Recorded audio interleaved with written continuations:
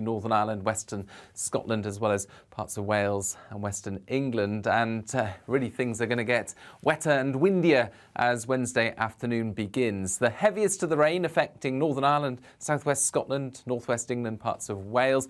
Risk of disruption in places, and this strong area of winds accompanying the wet weather, gales around coasts and even inland, 55 to 65 mile/hour wind gusts around exposed coasts. Now, East Anglia in the southeast avoids the rain and much of the wind until later, but that rain pushes in during the evening and then it continues for a time, and it will be very blustery along the south coast. Some lively winds expected at times. Showers follow for northern and western Scotland, Northern Ireland, northwest England, parts of West Wales.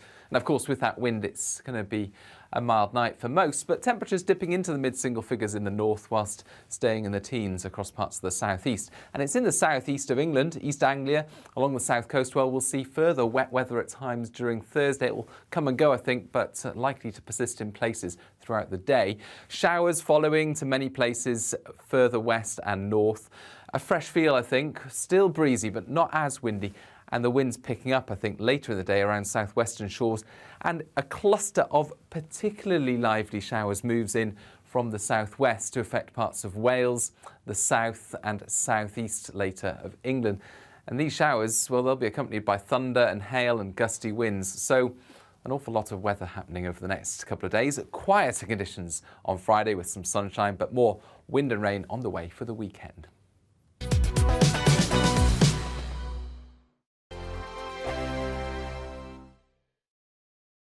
Join my show Farage, 7 p.m. till 8 p.m. Monday through Thursday. And there you will get opinion, analysis, debate, and I'll cover stories that nobody else dares to touch. You've been cancelled. Join the club. Oh, my goodness, brilliant. And then for the last 15 minutes, talking pints. We're over a drink. We have a civilised conversation with someone. We very often disagree, but we do it in a grown-up way. Come and join me on Farage. We are GB News. And we'd like to say thank you to each and every one of you for helping our great nation find its voice. We're absolutely everywhere. Across England, Scotland, Wales and Northern Ireland. On TV, on radio and online. We're proud to be the People's Channel, Britain's news channel. On the Mark Steyn Show, we cover the stories a lot of people are scared even to mention. The stuff that really matters with some of the world's biggest thinkers. Now is his opportunity to kind of take the steering wheel of history. Break away from the flop at 8 o'clock on GB News with the Mark Steyn Show. Every Saturday at 2 o'clock, join me, Darren Grimes, for Real Britain. I'm not afraid to give you a platform and say it how it is. Come on, make the case. Something like this is very, very important to people. And we're always up for a laugh on this show. God, honestly, you'd think there were no problems in the world. Real Britain, every Saturday on GB News. Hello, I'm Michelle Dewberry, and you can join me every weekday 6 till 7 on Jubes and Kerr. Me and my panel will get stuck right into the day's events, and I can tell you, in fact, I can warn you, expect some robust debate, some strong opinions and perspectives from both sides of the fence. It's about you at home as well. I love to read out all of your comments, or at least as many as I can. So join me, Michelle Dewberry, Monday to Friday, 6 till 7 on Jubes and Kerr.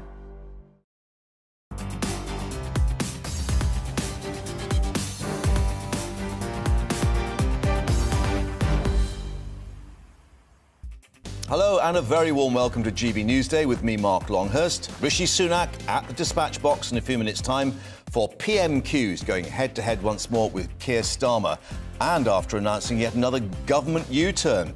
Yes, he's announced this morning he will now be travelling to Sharm el-Sheikh for the COP27 Environmental Summit, just a day after Boris Johnson announced he'd been invited to go by the Egyptian government. A tweet from the Prime Minister declaring, "There is no long-term prosperity without action on climate change. There is no energy security without investing in renewables. That is why I will attend COP27 next week to deliver on Glasgow's legacy of building a secure and sustainable future." So, how many more U-turns can we expect on policy issues? We'll have the latest reaction to the events. And as ever, we want to hear from you. Get in touch, gbviews@gbnews.uk. Is the Prime Minister right to be travelling to Egypt when there is so much waiting in his in-tray in Downing Street?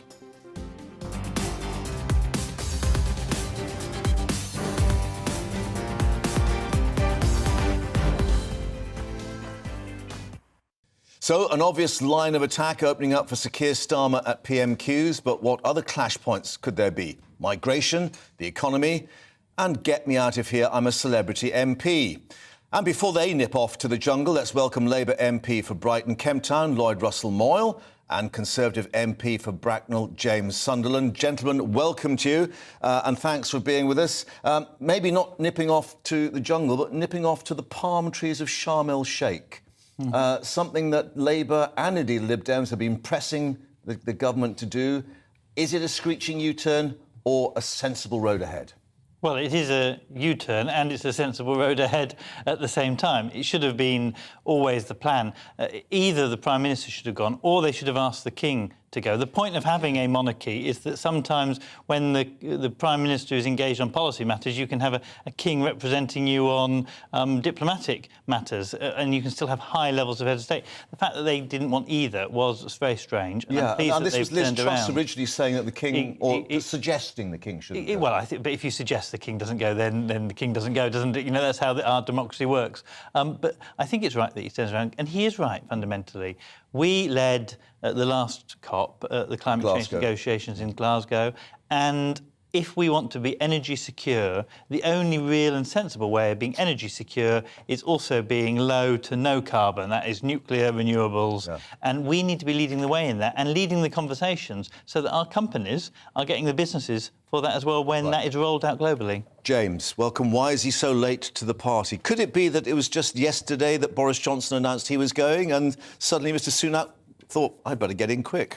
I think we're becoming too fixated on this. If the King wants to go, of course he can go. If the Prime Minister wants to go, of course he can go. I think that ultimately people are busy. Diaries are pretty much booked up months in advance. It's an important activity for them, and I'm pleased that we've got the right outcome now. But looking at what he said in his tweet and underlining how important it is, why on earth hadn't he declared this originally? I can't speak for him. There'll be good reasons for everything. Clearly, he's new in post, the Prime Minister. He's clearly got a lot on his plate. He's focused on domestic issues, quite rightly. I think we need to defer to his judgment. OK. Does it indicate... I mean, we were being told, you quite rightly, saying that his attendance was dependent on progress on the autumn statement. Does that mean that maybe he and Jeremy Hunt have actually made the numbers work ready for November the 17th? I would think so. You've got the former Chancellor now as Prime Minister. I'd be very surprised if the Prime Minister's not taken a very close interest in the numbers. This is really important. He's been elected on a manifesto of fiscal responsibility and pragmatism. It's absolutely right that he's focused on that statement. I've no doubt at all that him and Jeremy are working very closely together. I'm putting right the cock-up that Liz Truss put in place with Kwasi Kwarteng, some may say. Yeah. Liz Truss who? Right, OK, fair enough. Let's turn to line of attack for Sir Keir Starmer as we see the Commons they're gathering for PMQs. Some suggesting actually Rishi Sunak put quite a good fight up last week with the sort of tussle going on. Is the screeching U-turn likely to be the first line of attack, do you think?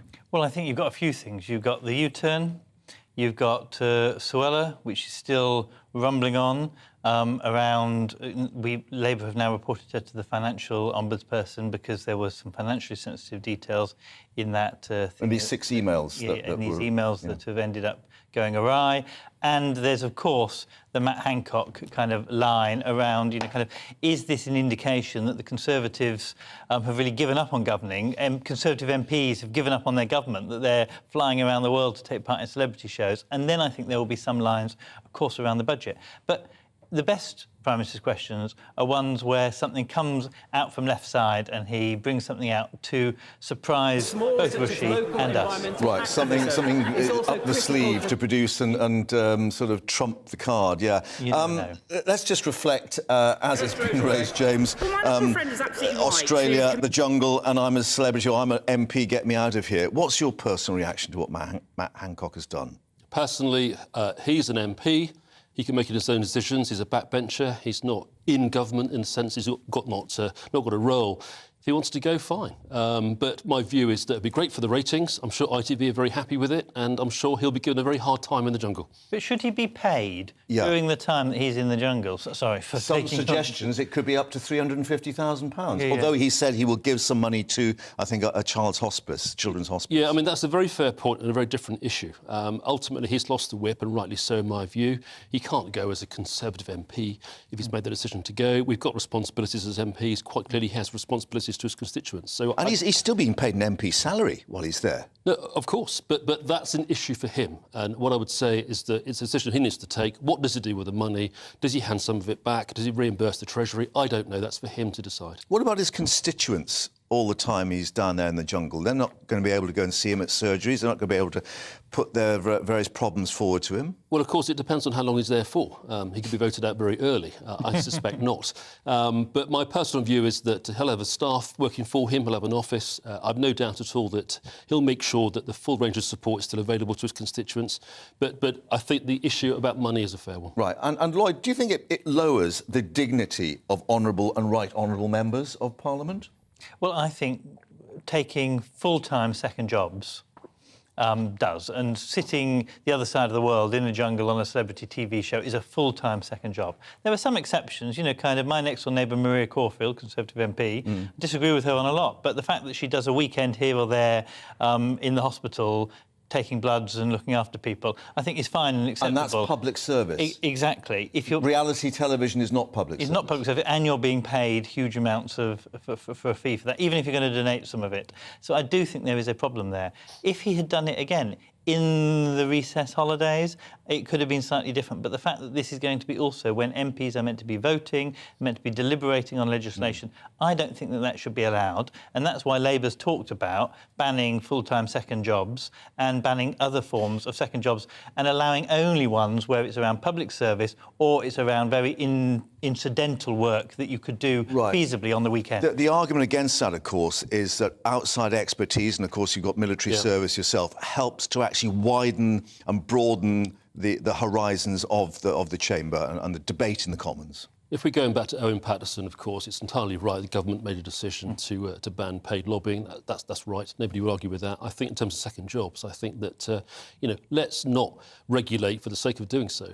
We are individuals, we're people, we have a right to earn a living, and ultimately you've got servicemen, doctors, nurses, ambulance drivers, perhaps all serving in Westminster, and therefore they need the opportunity of keeping their skills alive. Yeah. Nadine Dorries came back from the jungle and had a ministerial career, but do you think in terms of Matt Hancock now, he's not only gone into the jungle, he's gone into the political wilderness? Again, I can't speak for him. My sense is that Matt Hancock now looking for alternative opportunities. He's not in government now, wasn't given a role by Rishi Sunak. He's going to the jungle for reasons that no need to him. I believe there's a book coming out as well. So you could argue just that... by chance. I think Matt Hancock now is going to be looking at what he's worth in the civilian job market. Right. And what about how much the rest of us are worth? Because clearly yet more figures suggesting the cost of living crisis is heading up and up. Tea bags, the latest to go up through the roof. Where are we on the state? I think the Speaker is just about to announce. Let's just cross the Commons because I think we're about to see PMQs get underway. Number one, Mr. Speaker. Prime Minister. Mr. Speaker, this morning I had meetings with ministerial colleagues and others. In addition to my duties in this House, I shall have further such meetings later today. Mr. Speaker, the Prime Minister promised integrity, professionalism and accountability in government. His Home Secretary has leaked information, is overseeing chaos in the Home Office and has broken the law. What will she actually have to do to get the sack? Mr. Speaker, the Home Secretary made an error judgment, but she recognised her mistake and took accountability for her actions. But she has now set out, transparently, in detail, a full sequence of events in a letter to the Labour Chair of the Home Affairs Select Committee, offered to share relevant documents with the Chair, and she is now getting on with the job, cracking down on crime, defending our borders, something I know the party opposite has no interest in supporting.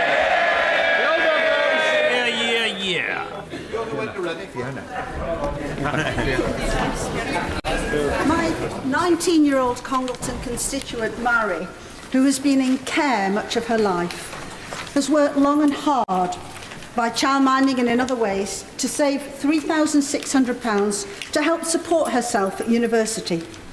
Mary now faces her university studies with no savings and no means of recovering them because it has all been stolen from her in a few seconds by a heartless scammer pretending to be her bank. What assurance can the Prime Minister give that the government is working hard to help prevent this type of all-too-common, despicable crime and bring the perpetrators to book? Well, I'm very sorry to hear about Marie's case that my honourable friend raises, and I know how convincing scammers can be and the upset and hurt that they cause. I'm pleased to reassure my honourable friend that the government will shortly be publishing our fraud strategy, which will establish a more unified, coordinated response from government and law enforcement and the private sector to block more scams and to better protect the public. We now come to the Leader of the Opposition, Keir Starmer. Thank you, Mr. Speaker. His Home Secretary says the asylum system is broken. Who broke it? Prime Minister.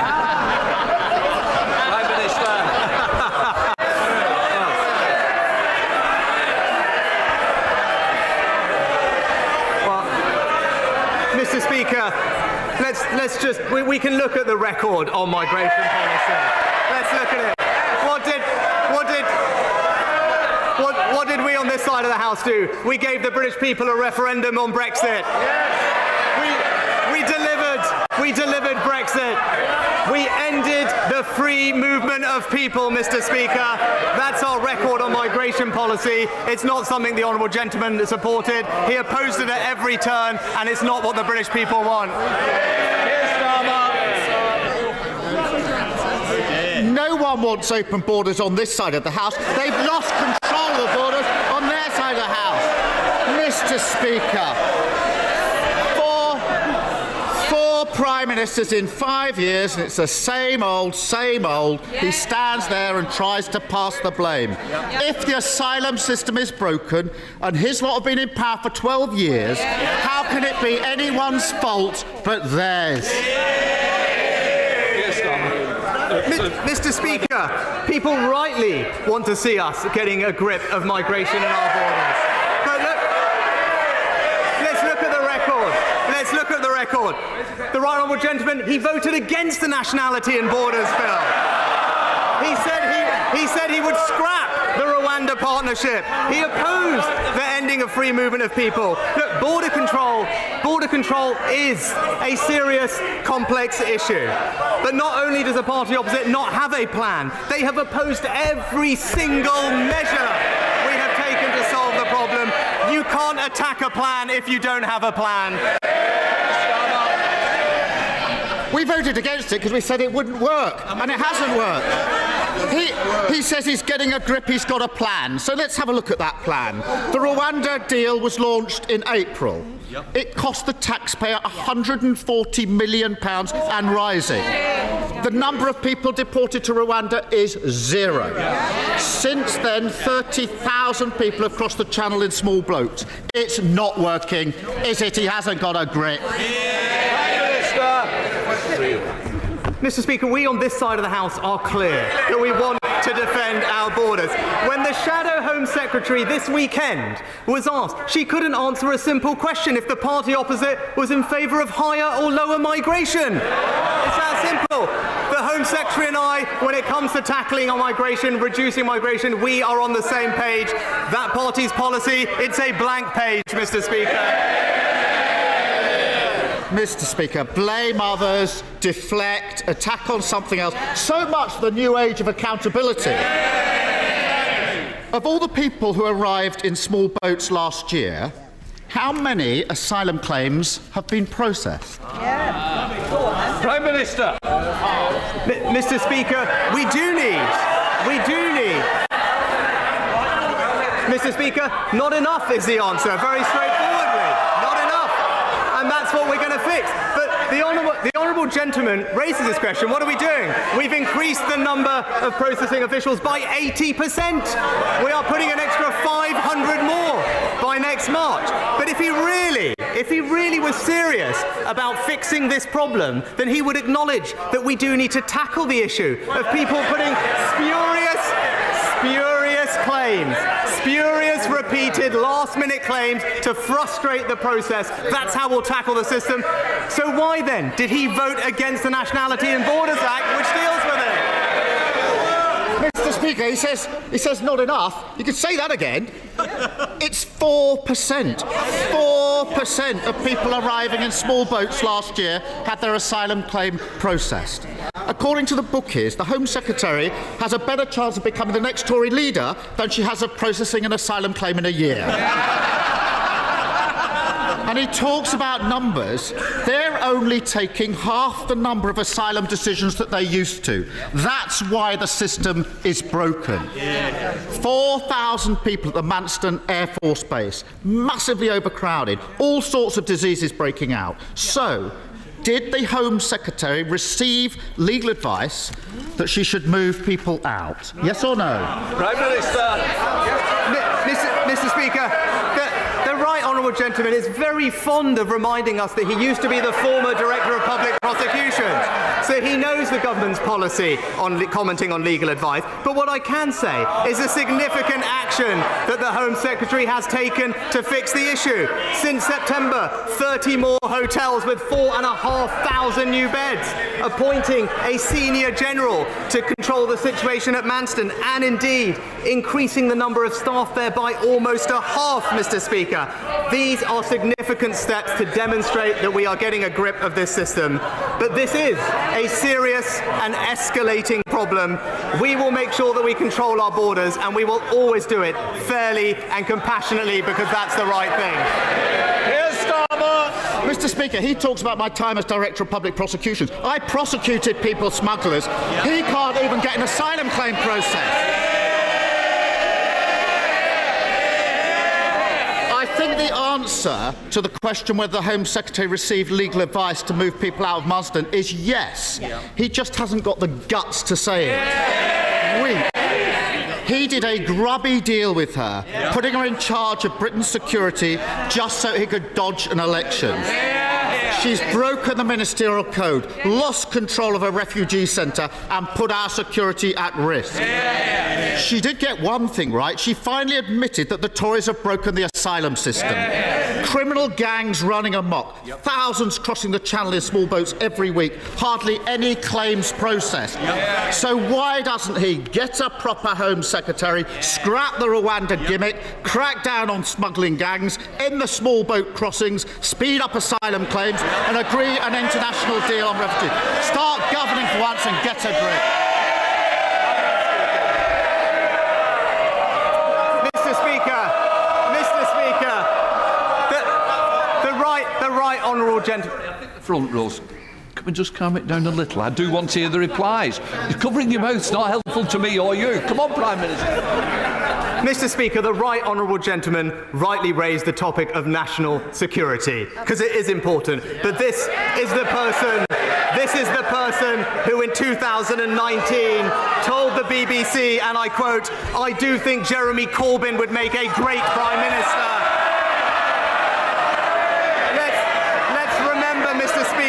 Mr. Speaker, let's remember that national security agenda, abolishing our armed forces, scrapping the nuclear deterrent, withdrawing from NATO, voting against every single anti-terror law we tried, befriending Hamas and Hezbollah. He may want to forget about it, but we will remind him of it every week, because it's the Conservative government that will keep this country safe.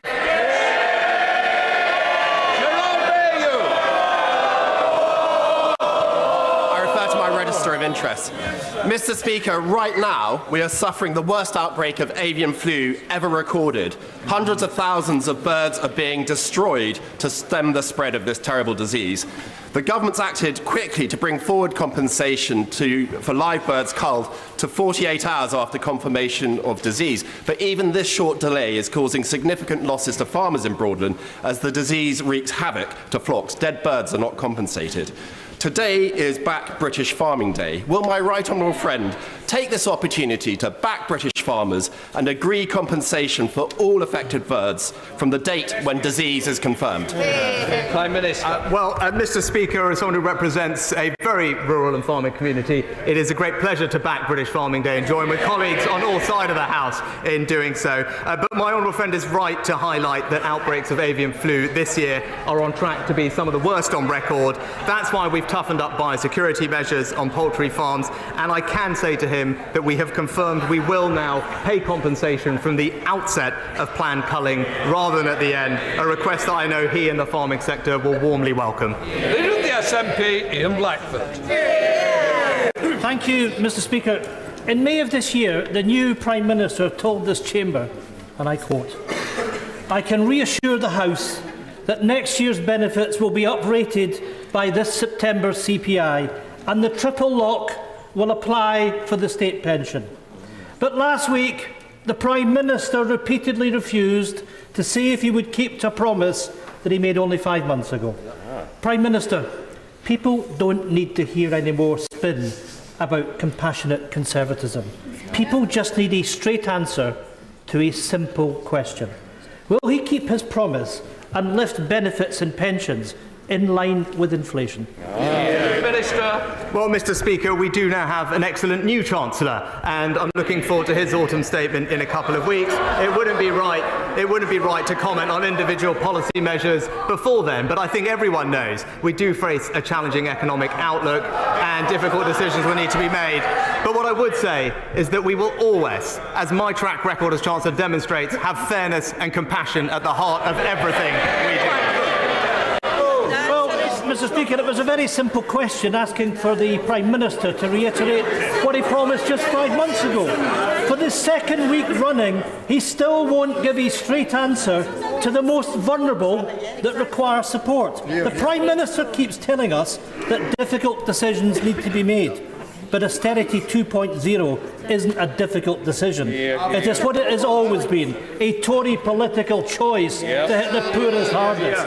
In the week that BP saw quarterly profits of £7.1 billion, why not take the easy decision to bring in a proper windfall tax?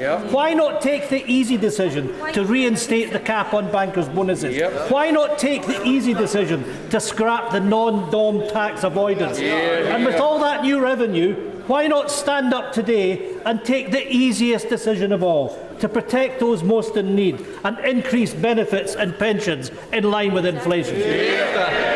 Well, Mr. Speaker, the honourable gentleman raised the issue of North Sea, and this is a point of significant difference between his party and ours. As Chancellor, I introduced the new levy on oil and gas companies because I believe that was the right thing to do. But where we will always differ is we believe that our North Sea producers do have an important role to play in our transition to net zero. They are an important source of transition fuels, and we will make sure that we support them to invest in exploiting those resources for the British people. Thank you, Mr. Speaker. Can I firstly welcome the IPU delegation from Madagascar who are in today's viewing gallery. More locally, I'm delighted that next year Openreach will be rolling out ultra-fast broadband in Wigginton in my constituency. But other rural areas of South West Hertfordshire, like Dudswell, are still in dire need of better connectivity. Can the Prime Minister update the House on the progress of the £5 billion Project Gigabit? Prime Minister. My honourable friend is absolutely right to recognise the role of broadband in providing levelling up opportunities across our economy. That's why we invested £5 billion in Project Gigabit, and now we have 71% of UK premises having access to this from just 5% when we came into office. I'm very pleased to tell my honourable friend that we will be launching a procurement to provide gigabit coverage for his area in the coming weeks. Thank you, Mr. Speaker. The Prime Minister will know that it's Scotland's energy resources that feed corporate profits and keep His Majesty's Treasury pumped full of cash to the tune of £8 billion in the last 9 months alone. In return, candidates in the summer Tory leadership contest tried to outdo each other in their contempt and hostility to Scotland's democracy. So without falling back on the "you've had your vote" trope, can the Prime Minister tell me, is Scotland in a voluntary and respectful union of equals as claimed in 2014, or are we hostages in a territorial British colony? Mr. Speaker, what people across Scotland rightly want to see is both their governments working constructively together to improve their lives. That's what we will do on this side of the House. And part of that is actually supporting Scottish energy producers, which he is right, have a vital role to play in enabling our transition to net zero and improving our energy security. And those Scottish companies will have our full support. Scott Benson. Thank you, Mr. Speaker. Nearly 40,000 illegal immigrants have crossed the Channel so far this year, landing taxpayers with a hotel bill of £5.6 million per day to accommodate them. Is it any wonder that millions of people in this country are furious with the situation? Prime Minister, during the summer you set out a comprehensive 10-point plan to tackle this issue. Everybody on this side of the chamber wants you to succeed in this aim. When can we expect the firm action the British people are demanding? Well, Mr. Speaker, I know this issue is rightly a priority for my honourable friend. It's a priority for his constituents, and I can reassure them that it is a priority for me and this government too. Whether it's the Nationalities and Borders Act or the further measures we are planning to take, we will defend our borders, stop the illegal crossings, and ensure that there is fairness and compassion in our system. That is the way to restore trust, and that is what his constituents and the British people deserve. Jimmy Stone. Here. Mr. Speaker, I have a constituent who is a supermarket worker. She's paid for weekly because she receives one double salary payment.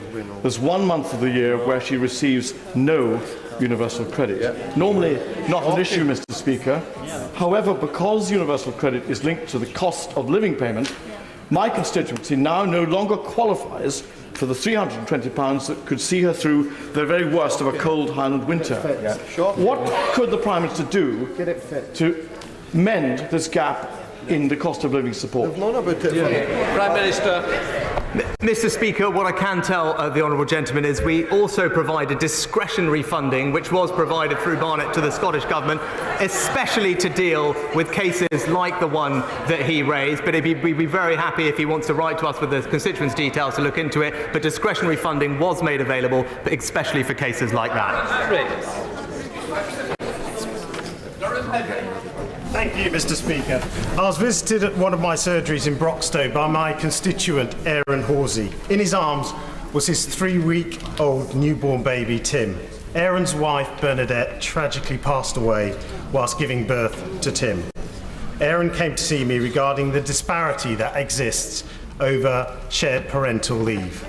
The current eligibility requirements differ between that of the surviving birthing partner as compared to the surviving non-birthing partner.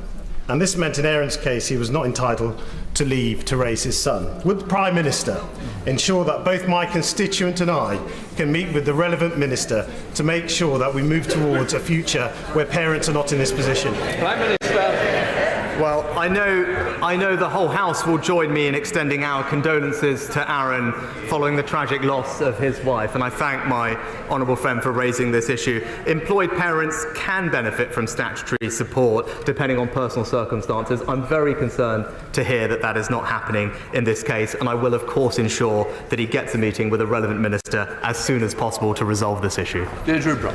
Mr. Speaker, will the PM join me in condemning opaquely funded so-called think tanks who exert so much influence on gullible politicians that their policies were able to almost crash the UK economy just weeks ago?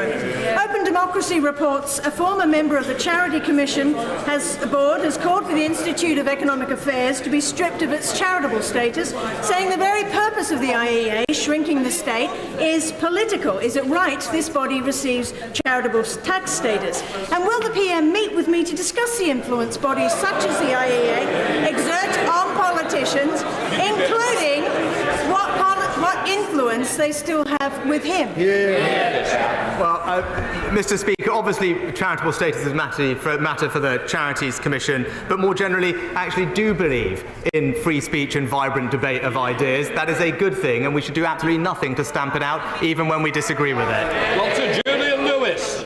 Thank you, Mr. Speaker. In the run-up to the autumn statement, will my right honourable friend do everything he can to persuade the Chancellor to assist those people who took out mortgages in good faith and now are at risk of losing their homes through unaffordable increases? Prime Minister. Well, Mr. Speaker, my right honourable friend is absolutely right to raise mortgage payments. It's why it is absolutely crucial that we put our public finances on a sustainable footing to limit the increase in interest rates, because ultimately that is what puts pressure on people's mortgage payments. That's what this government is determined to do. And in the short term, there are support available through the welfare system for those with mortgage payments, and I hope he can direct his constituent to those. Thank you, Mr. Speaker. Given the continued Russian invasion and the now illegal annexation of parts of Ukraine, will the Prime Minister recommit his government to pursuing the full and proper accountability, including through the International Criminal Court, of those who violate international law in territories that they occupy? And in particular, will he pursue the rigorous application of the 4th Geneva Convention in terms of the treatment of civilian populations in militarily occupied areas?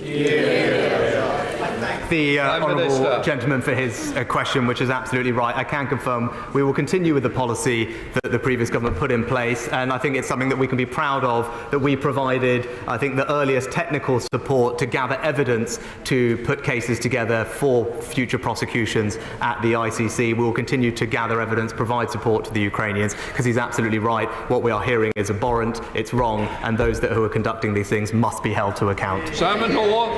Thank you, Mr. Speaker. My right honourable friend and I both represent rural constituencies, and he will know the difficulty in securing both NHS dentistry and GPs in rural areas. We on this side of the House know that the financial decisions that he and the Chancellor are going to be taking are going to be tough. Notwithstanding that, can I urge him to ensure that as many initiatives as possible can be supported and put in place in order to make sure that GPs and dentists know that working in rural areas is an attractive place and to encourage their recruitment and retention? Prime Minister. My honourable friend is absolutely right about the importance of healthcare provision in rural areas, which our constituents feel acutely because of the distances they have to travel. He has my assurance we will continue to prioritise both dentistry and GP recruitment to make sure that everyone in this country has access to the primary health care that they need and deserve. Chris Black. Thank you, Mr. Speaker.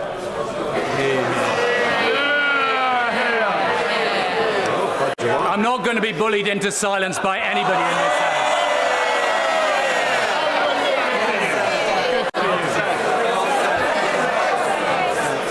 House. With the highest peacetime tax rates, food inflation running at 11.6%, mortgage rates rising dramatically, and a £50 billion hole in the public finances, the Prime Minister knows that Britain's broke. What is it about the 12 years of Tory rule and 5 years of him as a minister that has made such a mess of Britain?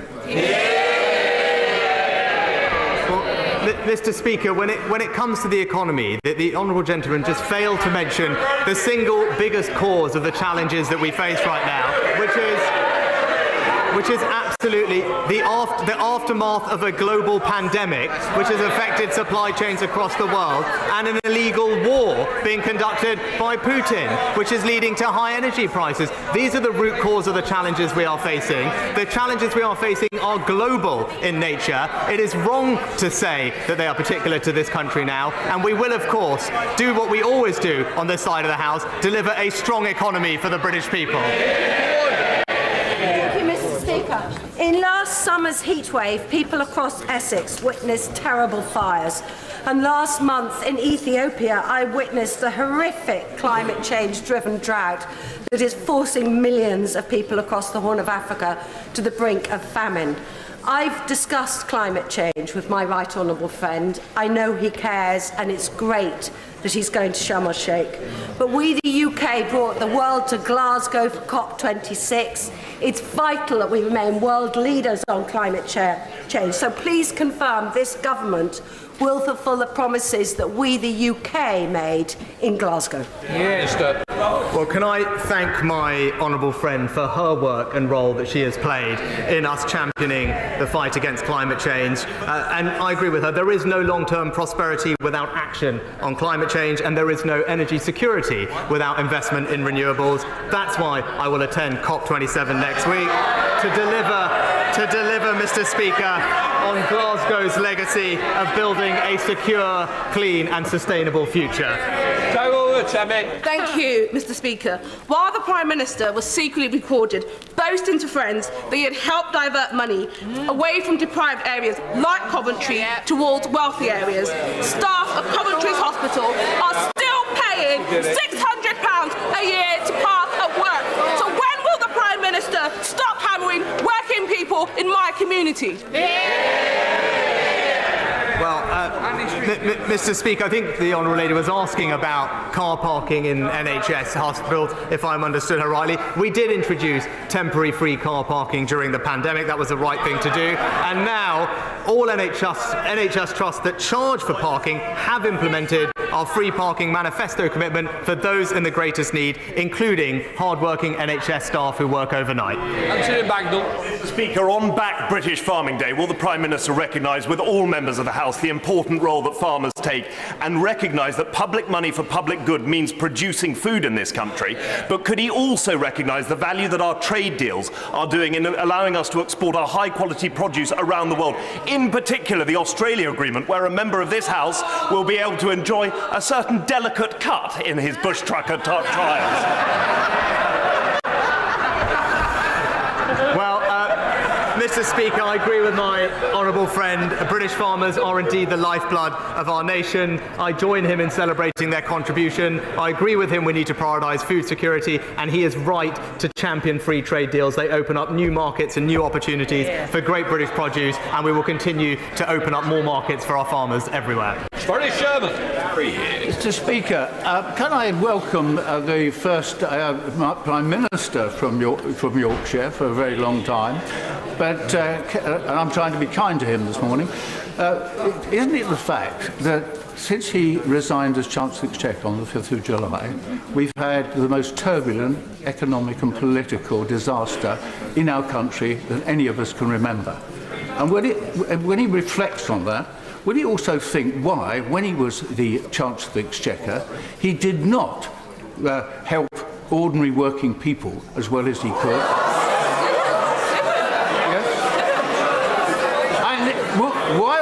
Can he now take the opportunity to tax the non-DOMs, who are 70,000 of them, that are getting away with avoiding tax? And will he bring in a tax on windfall profits on the gas and oil industry? Mr. Speaker, I'm very proud of my record as Chancellor in this country. And maybe the honourable gentleman could talk to the 10 million people who had their jobs saved through furlough. Maybe he could talk to the millions of those on the lowest incomes who benefited from the changes we made to universal credit. This will always be a fair and compassionate government that has the most vulnerable at our hearts. Thank you. Thank you, Mr. Speaker. With only 2 out of 10 autistic adults currently in employment, it's clear that much more needs to be done to realise their potential. Will my right honourable friend work with me to make sure that business and industry help close that alarming employment gap? Well, I know this is an area that my right honourable friend rightly champions and knows an enormous amount about. I look forward to working with him closely to get his recommendations on how we and industry can improve the lives of those who need our help. Sarah Jones. Thank you, Mr. Speaker. The Leader of the Opposition asked the Prime Minister who broke the asylum system.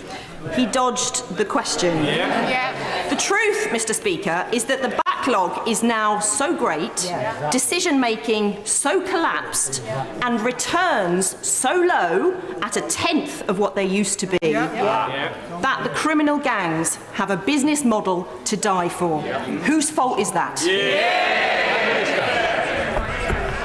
Mr. Speaker, the reason we are in this situation is because of the unprecedented number of people arriving here illegally, often from safe third countries. Now, if the party opposite was really serious about this, they would realise that we have to stop illegal migration, that we have to stop the exploitation of vulnerable people abroad. But they have opposed every single measure we have taken.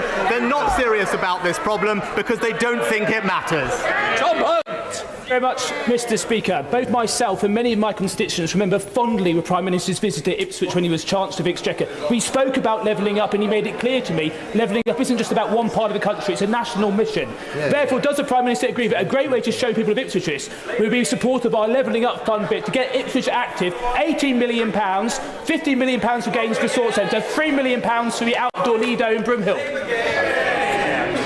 Well, Mr. Speaker, my honourable friend is right. Levelling up is about spreading opportunity in every part of our United Kingdom, ensuring people have pride in the place they call home. I look forward to seeing his Levelling Up Fund bid, and I know it will be being considered over the course of this year, and I wish him every success. That completes Prime Minister's questions. Just let it all clear. Feisty stuff and plenty of exchanges on the issue of asylum. Labour leader Sir Keir Starmer questioning the Prime Minister who broke the asylum system. And the Prime Minister responding, we can look at the record on migration policy, going on to quite noisy exchanges from both sides of the Commons, both benches. Well, let's speak once more to our guests, Labour MP Lloyd Russell-Moyle and Conservative MP James Sunderland. Gentlemen, welcome once more. Score draw? Well, I think Rishi did well in the answers, but Keir did not hold back. And that last question, he had clearly held back the last question until the end to punch on the things that would be the litany of failures around that. The delays in processing, the failure to be able to stop the crossings, and, of course, Suella's personal integrity as well. So I think he hit some punches, but I think the defensive response was good as well. Yeah, and Suella Braverman there on the front bench, clearly a bit uncomfortable for her. But there was an acknowledgement from Rishi Sunak. There is a serious and escalating issue, but the Home Secretary is taking significant steps to get to grips with the system. So at least Keir Starmer did get him to acknowledge, there is a problem there. Yeah, I think what was quite nice today, I would also give it a score draw, 1-1 perhaps. Yeah. I think what was great was that Keir Starmer recognises there's the problem, recognises it's intractable and that we have to work together to solve it. But Suella Braverman is there as a Home Secretary. Her appointment is not an accident. She's there deliberately because I think she's deemed to be the person that can best solve it. And also because it brings the right wing of the party, the ERG, on side, and Rishi Sunak has got to do that. And Braverman, no matter who is in post, the same problem is going to be there. Look, in deference to Lloyd, I think it's nice hearing a Labour MP offer a plan, offer a solution. My simple view is that this is about leadership. This is about extracting more from the Home Office, not just about numbers, it's about efficiency. It's about making sure that the Home Office are working as one unifying purpose. So what we have to do is recognise there's an issue. We have to make sure that we fulfil the requirements of primary legislation, which is needed to fix the problem. And until we take that legislation step, until we fix what's required to be done, we can't then legally turn these people around. Let's just actually home in on one particular problem, and that is obviously the legal basis of holding these people at the processing centre at Manston for so long. Yeah. The answer immediately would be to get them into hotel rooms. We're being told by Rishi Sunak 30 more hotels, 4,500 beds. You were saying a little earlier the bill for some of these beds is £500, is that right? I mean, let's be clear. The British government is generous. We have a proud history of taking people in, asylum seekers, Afghanistan, Iraq, Syria, the list goes on. We have nothing to be ashamed of at all as a country, and nor as this government. But the system's not great with 30,000 people that just turn up with no notice on our shores. As soon as they cross the halfway line, the median line, we have a responsibility for them and we look after them. But where do we put them? At £600 a night, the taxpayer no longer wants to foot that bill. Therefore, we've got to put them somewhere. And is that why Suella Braverman, at least according to Roger Gale, was anxious perhaps not to move them out of Manston into hotels, because she knew what the headline bill would be when this was all totted up? This is about security. right? So it's about making sure people don't go on the loose. It's about making sure we know who's here. We've got to process them properly. We can't just allow people arriving on our shores with no notice to be running amok across the UK.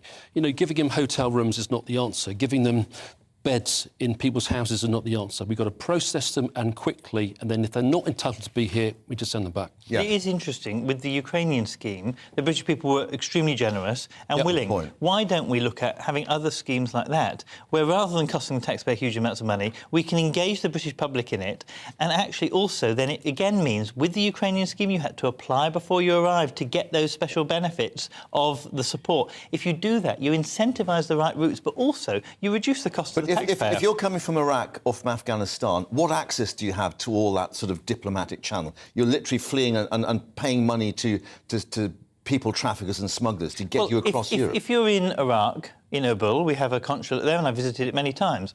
It's a bit more difficult if you're in Syria, again, a country that during even the war, I've continued to visit because I work a lot with the Kurds, and the Kurds are one of the biggest groups of refugees that we have coming here, and I had a big meeting with Kurds last night in Parliament. But they have to come via Turkey or Greece. They have to come via places where there are British consulates, where they can then arrive. That is the advantage of us being an island. You know that most people will have had to have gone via other areas. And so there you say to people, look, at Athens, drop a base, or when you get to Paris, go via, or we create other processing centres elsewhere where we know there are problems, which is particularly Albanians, it is particularly Kurds, and it is particularly some Afghans as well. As Mark White, our Home Affairs editor, has identified, there is a particular problem with Albanians and the criminal gangs. Suggestions that large numbers are now involved in the cannabis trade here in Britain. What is Labour's understanding of the delineation between genuine asylum seekers and economic migrants, or just criminal gangs trafficking people across the Channel? Well, that needs to be looked at very carefully. Yeah, because we haven't got the numbers. No, but my understanding is the vast numbers of those who have been processed, as we know it's only 4% this year, but those have almost all been accepted. So it's very rare to get rejected. Now, it might well be what's happening is the ones that should be rejected are just being held on this never-never rather than being properly processed. OK. Now, but you're quite right. One thing, just to bring something else in, I was quite surprised there was no attack on the screeching U-turn, as Caroline Lucas, a Green MP, called it, on the COP27 summit. And we had one question towards the end on environmental issues. It's clearly still way down the political agenda, it seems. I don't think it is. I mean, I think we've got a very aggressive, very ambitious green agenda. COP26 proved that. We've got commitments in law now for the first time. We've got net zero commitments to 2030 and beyond. I think that actually the UK is leading the way. I don't believe it's a U-turn at COP27. Quite clearly, the Prime Minister will make his own decisions. Right, but you don't think it's, as I think the comment from Jacob Rees-Mogg, virtue signalling, I think was what he said about these sort of international gatherings. You think it is important that Rishi Sunak is there? I think it is, and I think it's right that he goes. Ultimately, he is the Prime Minister. We had a very successful COP26. This is very important to the UK. We've got to make sure that we embrace sustainable forms of energy in the future, and I think that taking his place at COP27 is the right thing to do. Right. You made an interesting point, though, Lloyd. You suggesting, look, why not just send King Charles, who is well versed in these? He was the star of Glasgow, and obviously Joe Biden has identified the work that he's been doing. It would have got Rishi Sunak out of a bit of a political hole. It would have. I think he's created a political hole. He's dug himself out of it, not in the most dignified manner, but he's out of it now. And I'm not sure that he's being pushed back in it. So I'm not sure lots of questions attacking him for it would have particularly hit very well. So that's why they weren't chosen. But the reality is we are 5 to 10 years behind where we should be. When Labour left office in 2010, we had signed off 2 nuclear power stations. They were delayed for the first 5 years of the coalition government, and so we were 5 years behind on building nuclear. With wind, the coalition government and the Conservative government since have made it harder to build onshore wind, and now there's still uncertainty around onshore solar panels. And these things don't help investment, because what you need for investment is certainty. There is a limited pot of investment money in the energy market, and you need to give that direction. And so what we do need to do is focus our intentions. We have no places in Britain that makes wind farms from beginning to end. Now, that is, and this isn't, I'm not going to be party political here, the last wind farm manufacturer shut in 2007 under a Labour government here in Britain, and we should have stepped in and stopped it shutting. But it hasn't since been reopened, and so we do need seriously to talk. And this is of national security importance. We need to seriously talk about how we get to a situation where we are exporting energy, not importing. We're nearly out of time, but let's just move forward because we've got the interest rate decision from the Bank of England this week. We then got the autumn statement. This is going to be a real problem for the government and the Tory party, trying to explain to people why their wages aren't going up, why their mortgages are going up, and why we're going to have to pay more taxes. I want to see government be transparent, be direct, be honest. And I think if the Prime Minister and the Chancellor sit us down as a nation and explain exactly where we are in terms of the fiscal black hole, I think most people will come with them. Right. They're good people, they're good financiers, they've got good economic brains, and I'm very confident they're the right people to lead us through this. But Labour will just blame Truss and Kwarteng for the omni-shambles? Well, that has caused a lot of damage that we're now having to undo. There are some underlying problems. Inflation is a problem that, before Truss and Kwarteng came in, was a problem. That was mainly around energy, and that was also about the fact that we've not split our domestic energy and international energy markets. So electricity that is produced here in Britain at low rates is charged at the international market rate. Most other European countries have a split. Right. And same with gas as well, obviously. Exactly. Yeah.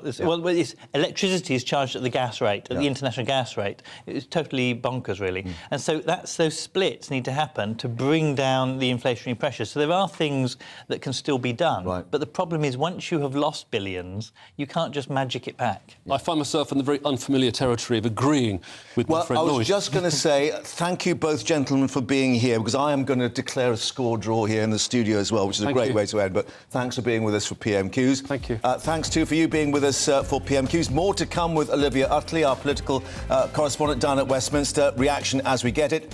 First, let's take a short break.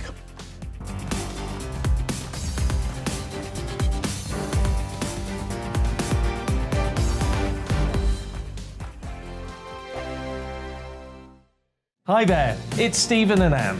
At breakfast from 6 a.m, you'll always be caught up with everything you need to know, the latest headlines, opinions and debates. We'll bring you the good news and the bad, but most of all, we're here for you. Remember, send in your views and let us know what you would like us to talk about.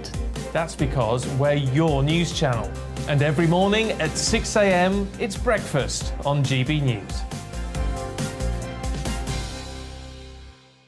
We are GB News, and we'd like to say thank you to each and every one of you for bringing us your conversations, for helping our great nation find its voice. We are here for you on radio, television, and online, across England, Scotland, Wales, and Northern Ireland. It's not the BBC, you actually get your facts right. We are proud to be GB News, the People's Channel, Britain's news channel.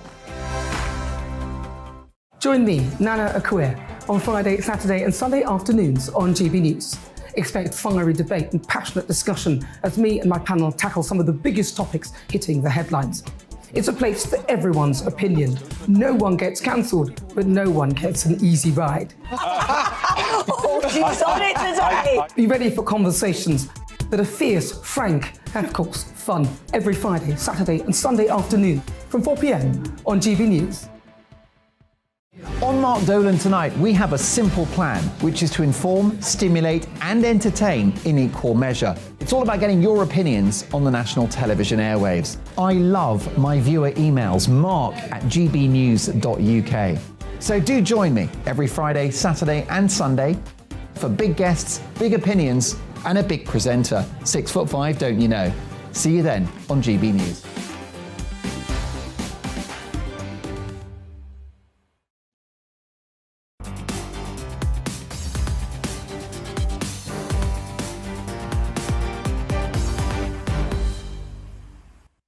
So the smoke of battle clearing from the House of Commons after PMQs. Let's get more reaction now. Our political reporter Olivia Utley is down there at Westminster. And Olivia, our panel here in the studio declaring a score draw, but it was pretty spirited stuff as well.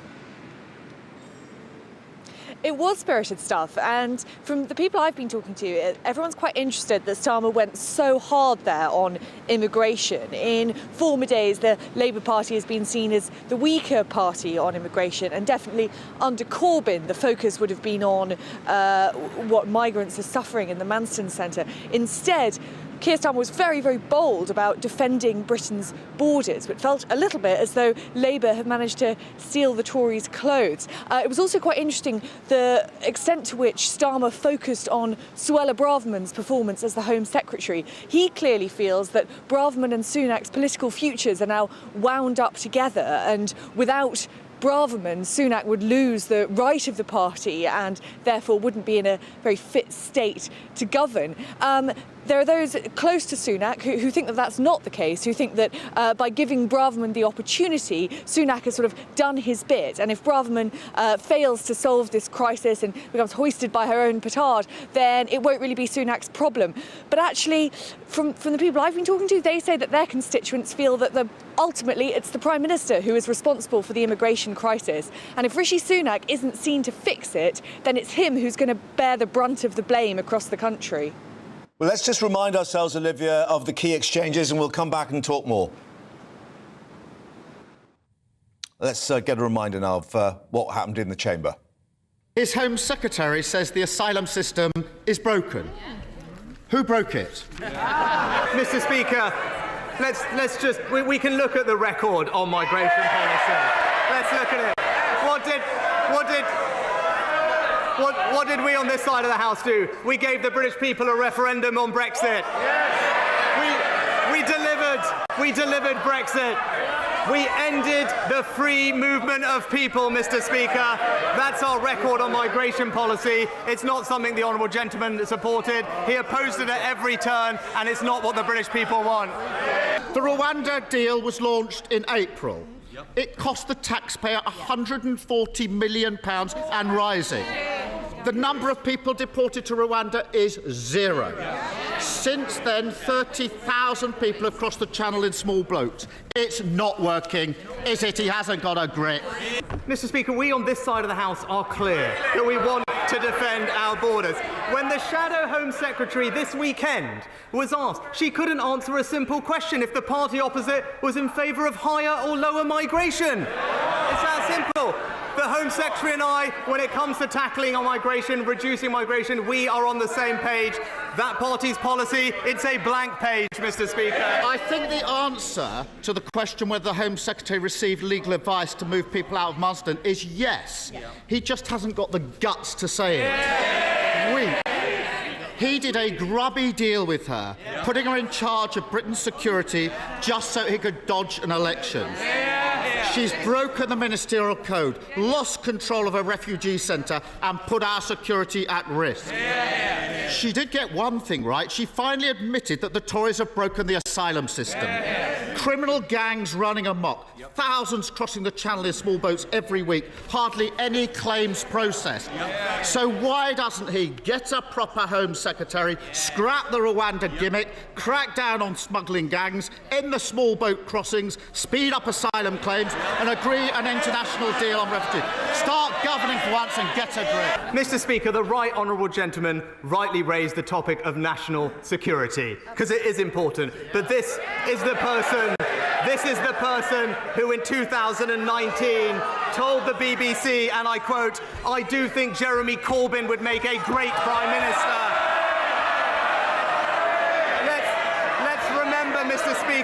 Mr. Speaker, let's remember that national security agenda, abolishing our armed forces, scrapping the nuclear deterrent, withdrawing from NATO, voting against every single anti-terror law we tried, befriending Hamas and Hezbollah.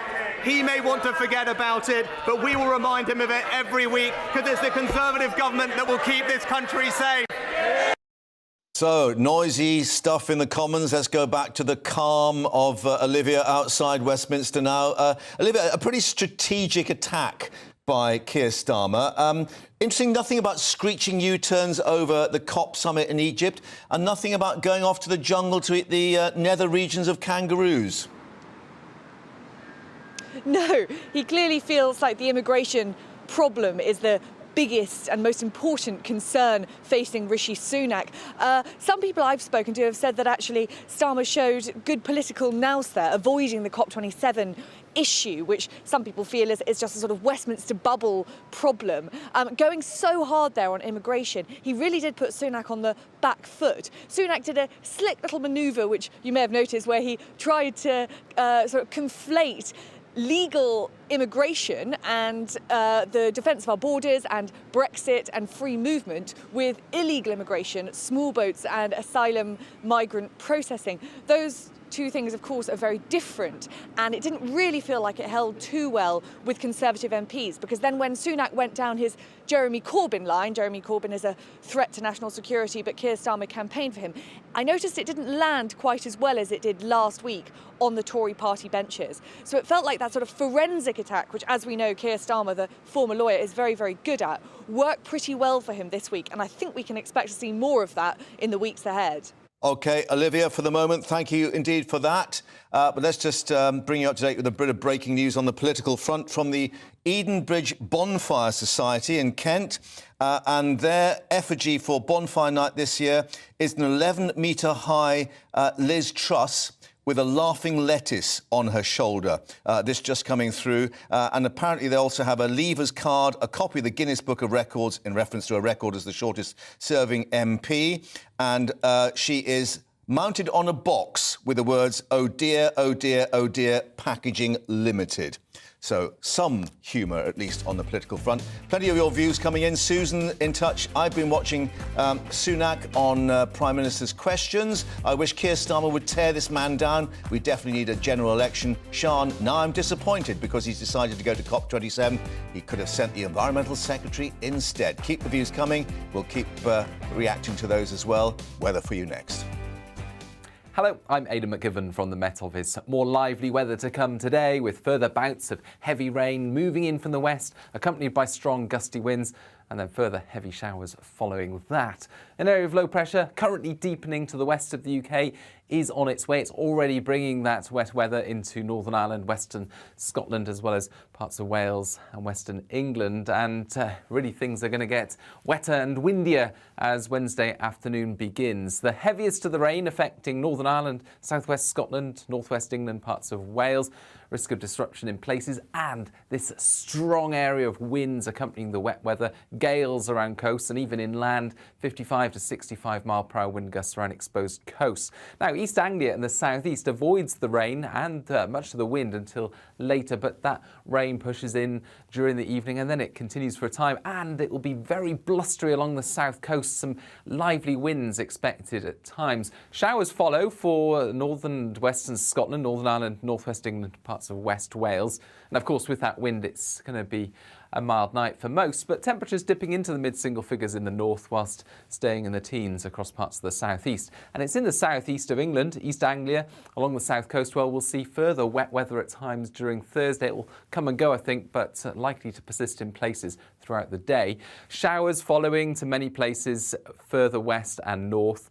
A fresh feel, I think, still breezy, but not as windy. And the winds picking up, I think, later in the day around southwestern shores. And a cluster of particularly lively showers moves in from the southwest to affect parts of Wales, the south and southeast later of England. And these showers, well, they'll be accompanied by thunder and hail and gusty winds. So an awful lot of weather happening over the next couple of days. Quieter conditions on Friday with some sunshine, but more wind and rain on the way for the weekend.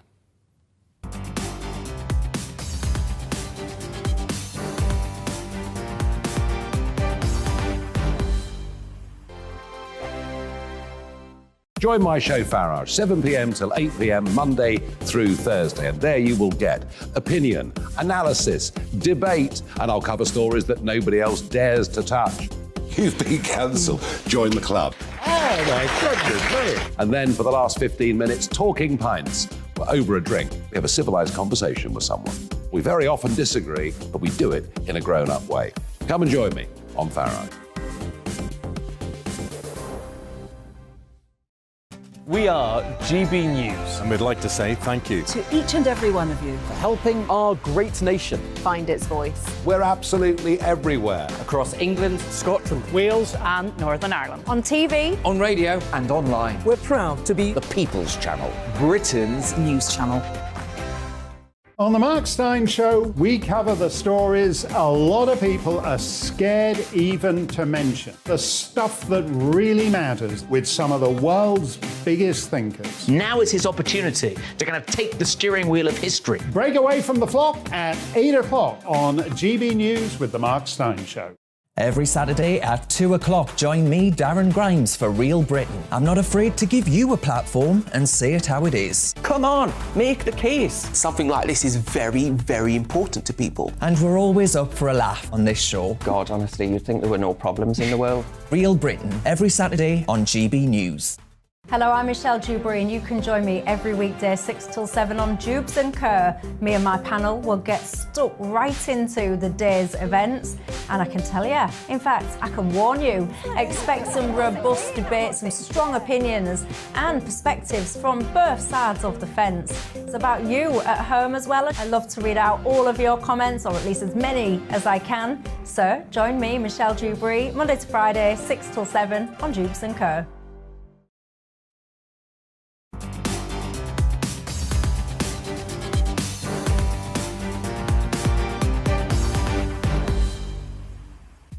Very good afternoon. It's 1 o'clock and you're watching GB Newsday with me, Mark Longhurst. And in the last hour, Prime Minister Rishi Sunak has been facing the Labour leader Sir Keir Starmer for his second Prime Minister's questions, some stinging criticism over the government's record on asylum and immigration. We'll have the latest reaction for you.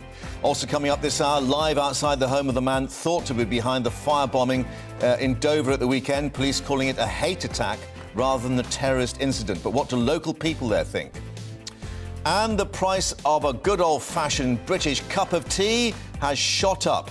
As the cost of living crisis deepens yet again, is nothing sacred? Tell us what you think. Email us gbviews@gbnews.uk. All that to come, but before that, let's get the latest news headlines with Rosie.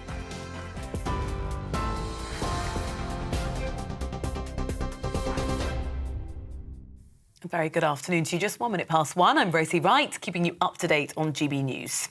The Prime Minister has admitted not enough asylum claims have been processed, but says action is being taken to fix that. Rishi Sunak's been under pressure to sack his Home Secretary, but he defended Suella Braverman during PMQ, saying they're on the same page when it comes to tackling migration. But the Labour leader, Sir Keir Starmer, blamed the Conservatives for breaking the asylum system. He also said the bookies believe there's a better chance of the Home Secretary becoming party leader than processing a claim within 12 months. She did get one thing right. She finally admitted that the Tories have broken the asylum system. Criminal gangs running amok. Thousands crossing the channel in small boats every week. Hardly any claims processed. So why doesn't he get a proper Home Secretary, scrap the Rwanda gimmick, crack down on smuggling gangs, end the small boat crossings, speed up asylum claims and agree an international deal on refugees? Start governing for once and get a grip. What I can say is a significant action that the Home Secretary has taken to fix the issue. Since September, 30 more hotels with 4,500 new beds, appointing a senior general to control the situation at Manston, and indeed increasing the number of staff there by almost a half, Mr. Speaker. These are significant steps to demonstrate that we are getting a grip of this system. But this is a serious and escalating problem. We will make sure that we control our borders, and we will always do it fairly and compassionately because that's the right thing. Thousands of corrupt police officers could be serving in England and Wales, with a report blaming poor vetting. After examining 8 forces, the police watchdog found officers were convicted of domestic abuse or in some cases accused of sexual assault when they were employed. The report says the vetting process is questionable at best, and it found a common culture of misogyny, sexism and predatory behaviour towards female police officers. The report's author, Inspector of Constabulary Matt Parr, told us the findings are disappointing. Is vetting strict enough? And the answer is no.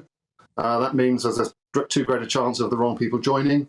Secondly, did the police deal with misconduct? strictly enough? The answer to that is also no. That means too many of the wrong people are allowed to stay in the forces. And thirdly, what is a culture of misogyny and sexualised, predatory sometimes behaviour towards women, like in policing? And the answer to that is not good at all. So yes, it's a disappointing report and not at all what we expected. The National Police Chiefs Council Chairman Martin Hewitt says they're trying to deal with the issues that the report highlights. It's an awful report from the perspective of the service. Those examples there, but we have to deal with those, and we are dealing with those. But we've got to work through and continue to do that. And sadly, what I think that will mean is there will be more stories of, Officer X being sacked for this behaviour and that. But I'm comfortable with that because we've got to be open and demonstrate that we're not prepared to accept this kind of behaviour in our organisation. The Prime Minister has reversed his decision on the COP27 summit, saying he will now attend the event in Egypt next week. While posting the announcement on social media, Rishi Sunak said there is no long-term prosperity without action on climate change. Well, a new poll has found that nearly 6 in 10 people think the government isn't doing enough to tackle global warming. More than a third also say the UK needs to do more to help poorer countries tackle the problem. The price of basic food items like tea, sugar and milk have risen significantly over the last month. Food inflation reached a record high of 11.6%, with the price of fresh foods rising the fastest.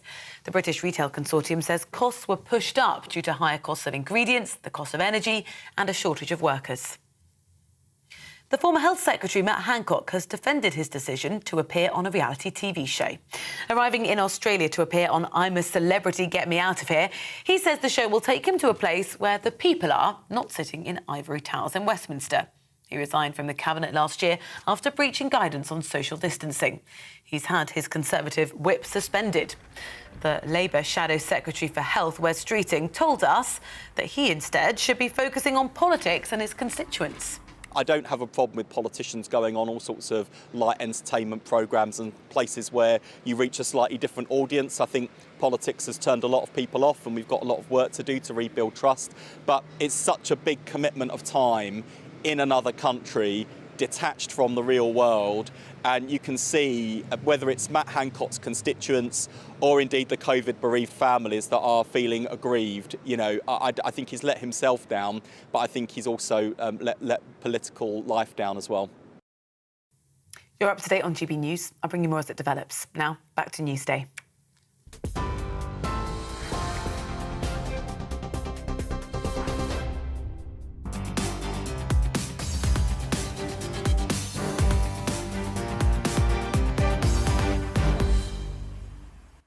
Rosie, thanks very much indeed. Yes, I'm a Prime Minister. Get me out of here.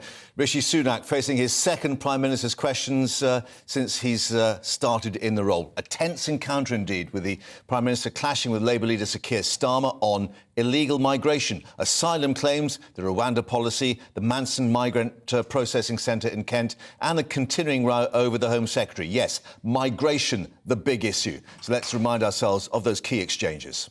His Home Secretary says the asylum system is broken. Who broke it? Mr. Speaker, we can look at the record on migration policy. Let's look at it. What did we on this side of the House do? We gave the British people a referendum on Brexit. We delivered Brexit. We ended the free movement of people, Mr. Speaker. That's our record on migration policy. It's not something the honourable gentleman supported. He opposed it at every turn, and it's not what the British people want. The Rwanda deal was launched in April. It cost the taxpayer £140 million and rising. The number of people deported to Rwanda is 0. Since then, 30,000 people have crossed the channel in small boats. It's not working, is it? He hasn't got a grip. Mr. Speaker, we on this side of the House are clear that we want to defend our borders. When the Shadow Home Secretary this weekend was asked, she couldn't answer a simple question if the party opposite was in favour of higher or lower migration. It's that simple. The Home Secretary and I, when it comes to tackling on migration, reducing migration, we are on the same page. That party's policy, it's a blank page, Mr. Speaker. I think the answer to the question whether the Home Secretary received legal advice to move people out of Marsden is yes. He just hasn't got the guts to say it. He did a grubby deal with her, putting her in charge of Britain's security just so he could dodge an election. She's broken the ministerial code, lost control of a refugee centre and put our security at risk. She did get one thing right. She finally admitted that the Tories have broken the asylum system. Criminal gangs running amok, thousands crossing the Channel in small boats every week, hardly any claims processed. So why doesn't he get a proper Home Secretary, scrap the Rwanda gimmick, crack down on smuggling gangs, end the small boat crossings, speed up asylum claims and agree an international deal on refugees? Start governing for once and get a grip. Mr. Speaker, the right honourable gentleman rightly raised the topic of national security, because it is important. But this is the person who in 2019 told the BBC, and I quote, "I do think Jeremy Corbyn would make a great Prime Minister."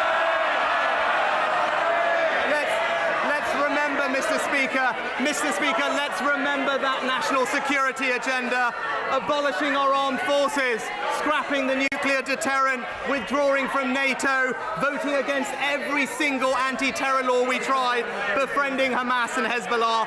He may want to forget about it, but we will remind him of it every week, because it's the Conservative government that will keep this country safe. So, spirited exchanges. Let's get the views of our political reporter, Catherine Foster, who's been looking at what went on in the chamber with a quite forensic attack from Sir Keir Starmer, which brought an acknowledgement, indeed, from the Prime Minister. There is a serious and escalating issue. Yes, absolutely. I felt Rishi Sunak was really on the back foot today. Last Prime Minister's questions, his first seemed to be very even. I think the Conservatives will be very, very happy last week. This week, not so much at all. Keir Starmer, with that very punchy start, using Suella Braverman's words against the government, as they can and will do. The government have been in power, Conservatives have been in power for 12 years. You know, the system's broken, who broke it? And then also saying about, you know, the numbers, how many are you processing? And he says, well, not enough, because now they've got a backlog of about 118,000 people waiting to be processed. That is costing £6 million a day to put people up. This crisis is manifestly getting worse. We're at 40,000 for this year. It was 28,000 last year. The first year that they even kept figures was 2018. That was only 300. So this has got dramatically worse, and the government are at the moment very clearly failing to deal with it. And it was Sir Keir himself who came up with a figure about how many the Conservative government had actually processed in terms of the asylum claims. Just 4% of those arriving on the small boats in 2021. I mean, that's a tiny figure, isn't it? Yes, people are waiting well over a year. And then finally, when they are processed, for figures ending June of this year, 76% of those making applications are being granted asylum. Now, that's very high. That's much higher than in the EU. And, for example, in France, 28%, in Spain, 11%. And for Albanians specifically, because, of course, lots of Albanians now making this journey, a country that is not at war, even there, 52% of those are being granted asylum here. Now, a lot of those are apparently women, because they're saying that they're being trafficked and it's modern slavery. Of course, the vast majority, 75% of people making the crossing, are men, 39 and younger. And Mark White, our Home Affairs editor with that report yesterday, identifying, of course, that a lot are being trafficked to presumably go into these cannabis gangs, that there is that element involved in it as well. But I mean, just to turn to the bigger picture, I mean, is it the case that Suella Braverman is safe for the moment? Because no matter who takes over as Home Secretary, these problems are still going to be in the in tray for whatever individual takes on the job.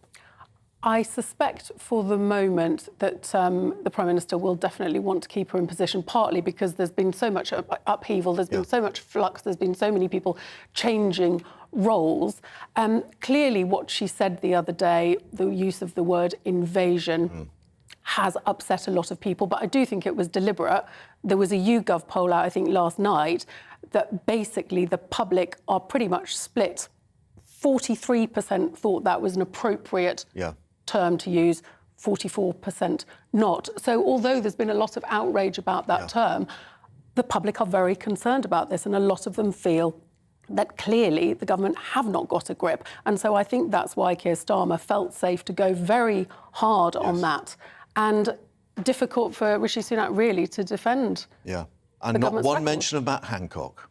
Hardly anything. I think an MP... Forgotten already. I think one MP might have mentioned it and there was a laugh, but yeah, the government's got bigger problems than Matt Hancock at Indeed, the moment. and what happens to the kangaroos nether bit. So there we are. Catherine, for the moment, thank you very much. More reaction, of course, and analysis to come on that. But let's now raise a cup. Britain's known for their love of tea, but perhaps for not much longer, with the cost of a much-loved cuppa soaring to record highs. Now, according to the latest data by the retail trade body, the British Retail Consortium, the price of tea bags, sugar and milk all jumping from 10.6% in October to already 11.6% for November. That's a record high for some usually, well, reasonable or cheap cupboard staples. Now, bringing fresh challenges for cash-strapped households already battling with soaring energy bills and a cost of living crisis. Well, to break down the latest on the cost of living, our economics and business guru, it says here, Liam Halligan with On the Money.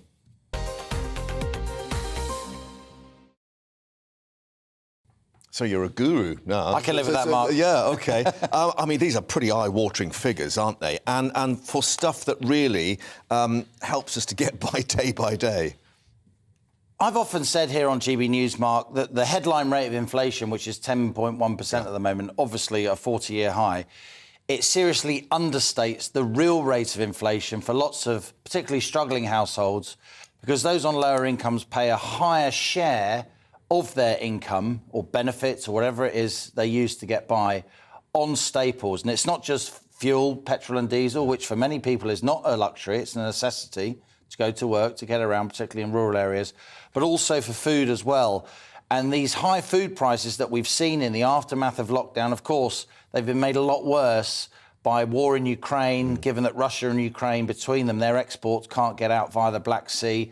And between them, they create an awful amount of the world's wheat and barley and a whole lot of other cereals. staples. Yeah. But what's actually firing a lot of this over this past month or so? Because we've seen the fuel costs at the pump, diesel and petrol, go back up. Is that adding to the pressures on supermarket and corner shop prices? It is. We thought food price inflation would ease a little bit. Because there was a decent crop in other parts of the world. France is a big grain producer, the US, Canada, and so on. But we've had in recent weeks a breakdown of the deal between Russia and Ukraine and the UN to allow grain to escape. And it literally is escaped through the Black Sea. That deal actually is, there are now signs that deal's coming back together, but that isn't included in this numbers. And there are quite a few numbers here, Mark, so let me just talk you through them. I've done an on-the-money graphic here. OK. We can see here a graph, and this graph shows, these are British Retail Consortium graphs. This goes all the way back to just before 2000. You can see peaks here, and you see a peak there in the early part of this century, 2000, 2001. Food prices peaked there. They went up by about 6% in a year. Then we saw, after the financial crisis in 2008, we saw food price inflation up near 12, 13, 14% year on year, and then they came down. But you see in the right-hand side of the graph there... Shooting up there. And this is now food price inflation of 13.3%. So food is 13.3% more expensive in October, says the British Retail Consortium, than it was in October last year. And if we break down that number, Mark, within that number, let's go on to the next graphics now. I've got some fine print from the Office for National Statistics. I think we can see those graphics. But before they come up, let me just tell you Vegetable oil, which is a real staple that people use, you know, if you run a chip shop or a restaurant, a lot of families use a lot of vegetable oil. Cook your bacon and eggs, yeah. We can see the numbers here. In September 2021, Mark, a litre of vegetable oil was £1.56. That same bottle of vegetable oil is now £2.58, right? 65% up. That is absolutely the war between Russia and Ukraine right there that's put up the price. You know, it's made from sunflowers and all kinds Vegetable of other, oils, yeah. all other kinds of oils. And I've got some others that you may be interested in. Pasta, another staple that's often used by poorer families. It's very hot, you know, very filling. Durham wheat. Very cheap. 38p for a half-kilo bag in September 2021. September 2022, the same bag of pasta, 61p. That's a 60% rise. Tea as well. The price of tea has gone up enormously from September 2021, when it was 67 pence, says the Office for National Statistics, for 125 grams of tea. It's now almost £1, 97 pence, a 45% increase. And finally, another, probably the most important staple that you can get apart from bread is milk, of course. Milk was £1.17 for 4 pints in September 2021 because dairy farmers, they have to, you know, feed stock. They have electricity costs. Fertiliser's gone up. Fertilisers, all the rest of it. That's same 4-pint bottle of milk is now £1.52, Mark, a 30% rise. Should we just try and cheer people up a little bit with one good bit of news, and that is that wholesale gas prices come down again, I think I'm right in saying? Absolutely. Now, this is the really big one, and we're talking about this most days, right? And it's absolutely right that we do. We hear an awful lot about how tight the public finances are, and they are tight. And we've, you know, just in 6 weeks, the Tories have gone from promising low taxes to now they're warning of high taxes. For 10 years to come. That's what we were talking about yesterday. But within that overall fiscal picture, I said that big warning of high taxes in the autumn statement in a fortnight's time could be a bit of a softening up exercise. It might not be as bad as they're saying. A bit of kidology. Absolutely. Because within the fiscal accounts, there are two chinks of light. The first chink of light is that government borrowing costs are coming down. They were 4.5% a year before Rishi Sunak was crowned Prime Minister, when there looked as if there'd still be an extended Tory leadership scrap. They're now more like 3.5%. That potentially takes billions of pounds a year off the government's borrowing cost, the interest they pay on their debt. And the second thing, Mark, you've rightly put your finger on it, the price of wholesale gas. 350 euros on international markets per megawatt hour for gas back in August. Now around 120, touched 100 last week, and you've now got investment banks and others saying we could go back below 100. Why? Because most of the European Union, their gas storage is full. Right. And so far, it's a mild winter. If that gas price stays tame, delivering that energy price cap between now and April will be much, much cheaper for the government. We were talking hundreds of billions, right? It could end up costing the government single-digit billions. Right.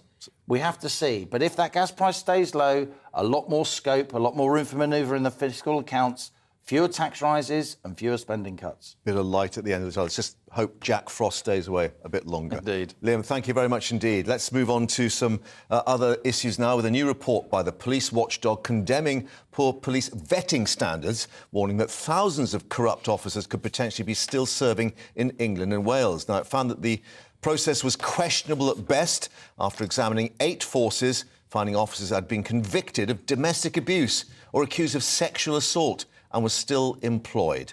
The watchdog also found a common culture of misogyny, sexism and predatory behaviour towards female police officers. Well, the report's been commissioned after the murder of Sarah Everard, who you remember was killed by a serving Met police officer, Wayne Couzens.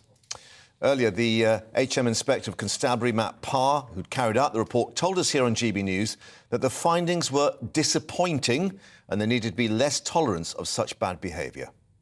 Office of a police officer is so important, it's so special that they need to hold themselves to a much higher standard. They don't want to be. I don't want the police to be representative of the public. I want them to be representative of the best qualities in the public, and that means a much lower tolerance for bad behaviour, a much greater focus on misconduct, and frankly, a stamping out of behaviour, particularly towards women, which has absolutely no place in a modern workforce. Let's get some reaction now with Chris Hobbs joining us in the studio, retired police officer who I think I'm right with saying was with the Met for 32 years. Indeed. So you've seen it all and heard it all, I guess, over that time. Done quite a lot. It was a good 32 years overall. And what was your vetting procedure? Can you remember what happened when you went through that process? Just about. I went through 2 vetting procedures. Really? The first one was when I joined, filling a form out, employees, referees, interviews. As you would do with any job. Exactly. They came round my house to see how I was going, see whether I was suitable. But more importantly, I then went on to join Special Branch, which was or required developed vetting. Now, if we want a thorough system of vetting that the inspectorate clearly are after, it's developed vetting. Right, and because obviously you would be dealing with quite sensitive issues within Special Branch. But it was thorough. Right. They pulled you apart piece by piece. They looked at everything, including personal relationships, including your finances, including debts, everything. So in your view, should that be carried out for every PC? Because that sounds as if it's going to be quite a time-consuming, intensive business. Well, I've suggested this and been shot down in flames purely because, not because it wouldn't work as such, but because it would be hugely expensive and time-consuming, and you would need to recruit a whole load of people to whichever vetting agency carried out the vetting. At the moment, individual police forces carry it out, and you have to say there are concerns in the police service from all levels and retired police. Like the old boy network. Very much so, but since the cutbacks, that training, recruitment, vetting have all suffered hugely, and to a certain extent we're paying the price, but whether the situation is as grave as is being painted is another question that hopefully you'll let me answer. What, because people are quite ready to attack police forces, the Met particularly, over these issues, or? I think that's right. I think the unfortunate part about today, or the publication, is that the way the media interpret it, and at least you're giving me a chance to have a go back, is the fact that every police officer, or almost every police officer you meet, is racist, misogynist, corrupt, and that makes life very difficult for the police officers, especially this time of year, Halloween, Guy Fawkes, they're very vulnerable, and it's not true. And I think that's what police officers on the rank and file are saying. Yes, there are people who shouldn't be in the police, who vetting should have weeded out. Right. But they're in, something needs to be done, but the majority still do a fantastic job. But one of the particular problems is that some of these, or quite a few of the complaints, are coming from within the police service itself, from serving female officers, talking about this culture, particularly again at the Met. That's right. You also see that in that report, it does say situation has improved. Right. Now, I think every female officer that I've worked with, and probably every female officer serving, will be able to point to misogynistic behaviour that they have encountered. And it shouldn't be like that. And I think things are improving, and most officers are not misogynists. There are, in the police, there are relationships, obviously, male and female police officers form relationships. And so the real question that I think needs to be asked is, at the end of their 30-year service, 25 years, do most female officers say that the majority of male officers I worked with were both professional and trustworthy? Right. And obviously over that period, attitudes do change as well, I guess. That's the other issue over 20 or 30 years. That's right, but I certainly didn't encounter mass misogyny, as it were, amongst male officers. And I like to think, and I know some of the female officers I work with that have done their 30 years would say, yes, we knew. A couple of quite bad incidents I can remember. But overall, most male officers are professional and trustworthy. Chris, thanks for joining us and redressing the balance. Thank you very much for your time. Good to see you. So, all this coming as a serving Met police officer, PC Jonathan Cobban, and a former MPS officer, Joel Borders, are set to be sentenced today. They were found guilty of sending grossly offensive and inappropriate messages in a WhatsApp group chat that Sarah Everard's killer, Wayne Couzens, was also a member of. Let's speak now to our Home and Security editor, Mark White, who is outside Westminster Magistrates Court. Mark, of course, it again points up this particular issue, but what did we hear in the court itself? Well, yes, you're right.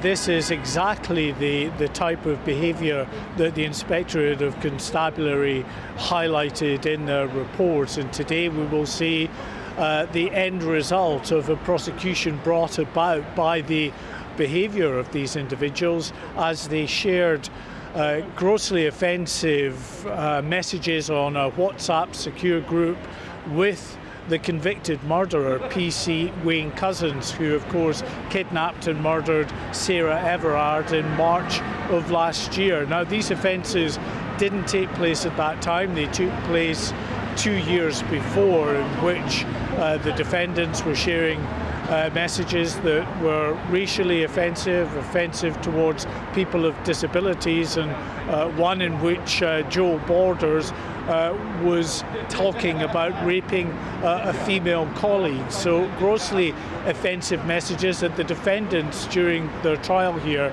put down as just black humour within the force, but the judge, in telling them that they had to come back for sentencing here today, said that actually they knew fine well that this went well beyond black humour, that the fact that it was shared amongst a very small group of people on a secure encrypted messaging service showed that this wasn't a humour that they could propagate towards the wider community or indeed other officers within the force. It was shared between a very small number of officers who the judge said felt that clearly this was a safe space to share these views that they knew would be deeply shocking amongst ordinary members of the public and other fellow officers. So what sort of penalty could they be facing, Mark? Well, in theory, they could be jailed for up to 6 months. That is what the magistrate has in terms of their ability to pass a sentence. Any higher than that, of course, and you've really got to be heading up towards the Crown Court. But this was a case that was tried in the Magistrates' Court itself, so it is at the lower end of offending. However, grossly offensive what these individuals were discussing on that WhatsApp group is. So potentially a maximum of 6 months in prison, certainly hefty fines, community service. We'll have to wait to see what the judge decides should be the appropriate penalty for what these officers were doing. But as I say, grossly offensive messages which were in breach of the law shared amongst this WhatsApp group. OK, Mark, outside the court there, thank you for updating us. Back to you, of course, as we hear more about the sentencing. Now, let's, I think, reflect on the latest on the transport situation, because we've got some more strikes coming ahead with the RMT union outlining stoppages next week. That's likely to affect most of the network. I think we can join Ellie Costello now, our correspondent, who I think has got Mick Lynch there, Ellie, for us. Yes, good afternoon to you, Mark. We're just outside the Houses of Parliament here. You can see behind me it's very busy here. That's because it is a strike action from TUC. They're rallying today. They will be lobbying Parliament. They are asking for action on the cost of living crisis, and they are also calling for a general election. Now, they represent 5.5 million working people in the UK, and those people belong to 48 different unions. One of them is the RMT, and I'm very pleased to say that the General Secretary Mick Lynch is next to me now. So we've heard and seen a lot from you this summer, Mick, with the rail strikes, but you are here as part of that wider action with the TUC. Tell us what you're calling for today. Well, the lobby today is about the new anti-trade union laws that are piled on top of the existing ones, where they are trying to make the right to strike and the ability to strike virtually illegal, and the measures that they're proposing, which were published last week, would mean that people could be named, in effect conscripted, to go to work during disputes, which would make strike action virtually impossible to carry out on a lawful basis. So those laws are an infringement on civil liberties, they're an infringement on human rights and the right to strike. And we're here to oppose that. We think that every progressive person, every Democrat should be against that. And we've had an array of parliamentarians and MPs here today, and we've got to oppose it. It's a restriction of freedom. And it's also a restriction of the ability to campaign against poverty. We've seen the impoverishment of British people on a continuous basis for the last 2 or 3 years. That's getting worse and worse. And what they're trying to do is clamp down on protest through the police bill that they're bringing in, but also the anti-trade union laws, which are the trade unions are a basis for which people can rely, and they are the hope of working people in some ways. So if we haven't got effective trade unions, we haven't got an effective democracy. So we're here to lobby against that and join with the other trade unions and the parliamentarians to oppose this government's draconian steps. So, Mick, you're here to lobby against that bill about minimum service levels. I mean, the government would say that they need those minimum service levels because they don't want to see the country held to ransom, as some would say they've seen happen this summer. They want people to be able to get to their hospital appointments, to get to school. We see these kind of bills in France and in Spain is already implemented. Is that not reasonable? Well, we don't have these kinds of laws in France or Spain. That's what the government tell you. They've not ever been used in France or Spain or Italy or Germany. So they've never implemented these laws. They're there for national emergencies, not for regular trade union disputes. What this government should be doing is getting around the table or getting their advocates, the train operating companies and Network Rail, to settle a dispute. We've got a new Secretary of State who we're hoping to meet. We've got a new rail minister who we can meet. There is a settlement available to these issues. They are straightforward industrial disputes. We're not holding anyone to ransom, and in fact the public seem to be on our side, we believe, because they're being ripped off by this government in terms of their fares, but also in their workplaces. Everybody's not getting a square deal at the minute, and they want effective trade unions to counterbalance what the companies and this government are doing to them. And Mick, will the public continue to be on your side, as you say? We've seen a summer of strikes. We've got another one coming this Saturday. We've got more strikes next week as well on the London Underground. I mean, it seems relentless for people. Where are you up to in your dispute with Network Rail? Well, we think we've been very measured. We've taken 8 days of action, and we're going to take some more in the next few week or so. So we've spaced that out and gave people a break. We have to give 2 weeks' notice under the law. So we're taking quite a measured approach. We haven't gone all out. We're not disrupting every day of the week. We don't want to disrupt people.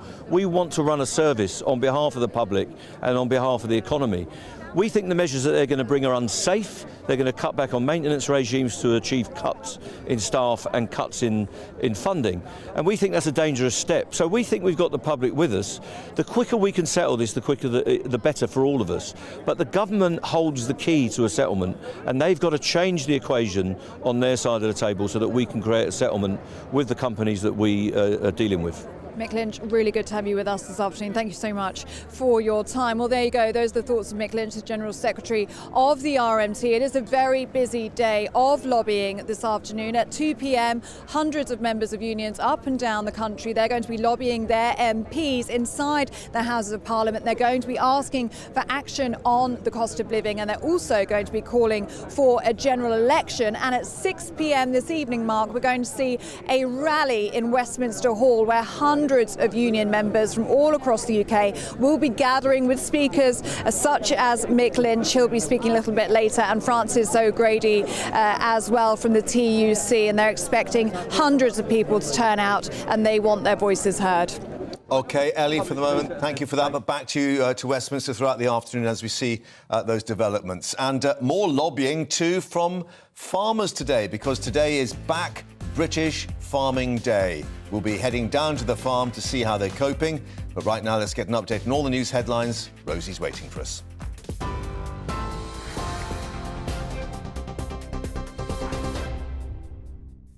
Good afternoon, 1:36. I'm Rosie Wright, keeping you up to date. The Prime Minister's admitted not enough asylum claims have been processed, but says action is being taken to fix that. Rishi Sunak, who's been under pressure to sack his Home Secretary, defended Suella Braverman during Prime Minister's questions, saying they're on the same page when it comes to tackling migration. But the Labour leader, Sir Keir Starmer, blamed the Conservatives for breaking the system. He also said the bookies believe there's a better chance of the Home Secretary becoming party leader than processing a claim within 12 months. Thousands of corrupt police officers could be serving in England and Wales, with a report blaming poor vetting. After examining 8 forces, the police watchdog found officers convicted of domestic abuse or accused of sexual assault were employed. It says the vetting process is questionable at best and found a common culture of misogyny, sexism and predatory behaviour towards female police officers. The Prime Minister has reversed his decision on the COP27 summit, saying he will now attend the event in Egypt next week. Well, a poll shows nearly 6 in 10 people think the government isn't doing enough to tackle climate change, and more than a third also say the UK needs to do more to help poorer countries tackle the problem. The price of basic food items like tea, sugar and milk has risen significantly over the last month. Food inflation reached a record high of 11.6%, with the price of fresh food rising the fastest. The British Retail Consortium says higher cost of ingredients, energy and worker shortages have pushed prices up. We're on your TV, online and DAB+ radio. This is GB News.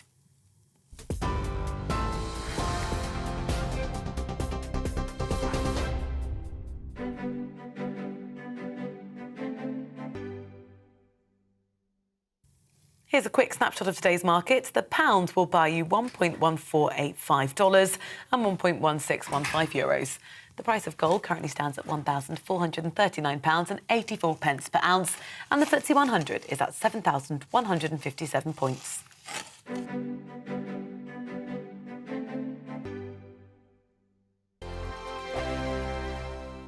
My name's Tom Harwood, and join me 9:30 a.m. every weekday for The Briefing, your one-stop shop for everything you need to know about what's going on in politics today. I wonder if this is a deal that might need to be like the biscuits in this factory, twice baked. Is there not an opportunity here to win out against the extremes? Tom Harwood, GB News. What are you going to do about it? Things should have been done differently, and they certainly are being done differently. Don't miss it. The Briefing with me, Tom Harwood, 9:30 Monday to Friday on GB News. Hello, I'm Alastair Stewart, and I'd invite you to join me at noon on Saturdays and Sundays for Alastair Stewart and Friends. I've been in this business for over 40 years. Now, here at GB News, I've never been happier. I get to choose the big stories that really interest me.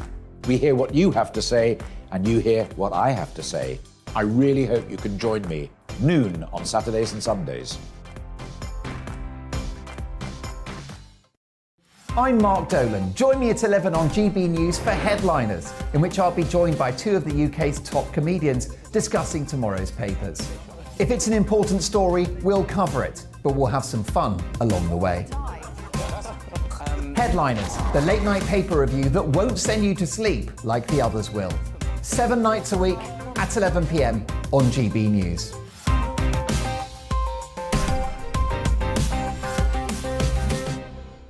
We are GB News, and we'd like to say thank you to each and every one of you for bringing us your conversations, for helping our great nation find its voice. We are here for you on radio, television, and online, across England, Scotland, Wales, and Northern Ireland. It's not the BBC, you actually get your facts right. We are proud to be GB News, the People's Channel, Britain's news channel.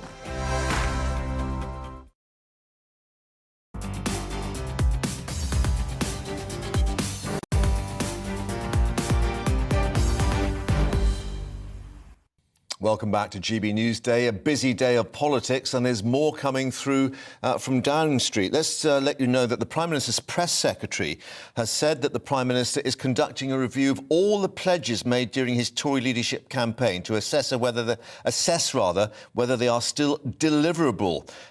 The Prime Minister's spokesman saying we are looking at all the campaign pledges and we are looking at whether it's the right time to take them forward. We need to take some time to make sure what is deliverable and what is possible, and engaging with stakeholders and with relevant secretaries of state as well. So, could there be more U-turns on the way? As, of course, we've had the U-turn with the Prime Minister announcing he will be going to that COP27 summit in Egypt. More from Downing Street as we get it. But let's tell you now about counter-terrorism police taking over that investigation into the firebombing of the Immigration Processing Centre in Dover on Sunday. Andrew Leake from Buckinghamshire, believed to have killed himself after throwing the incendiary devices. Alice Porter is outside his flat for us now in Woburn Green. And Alice, it does appear this was quite a troubled individual.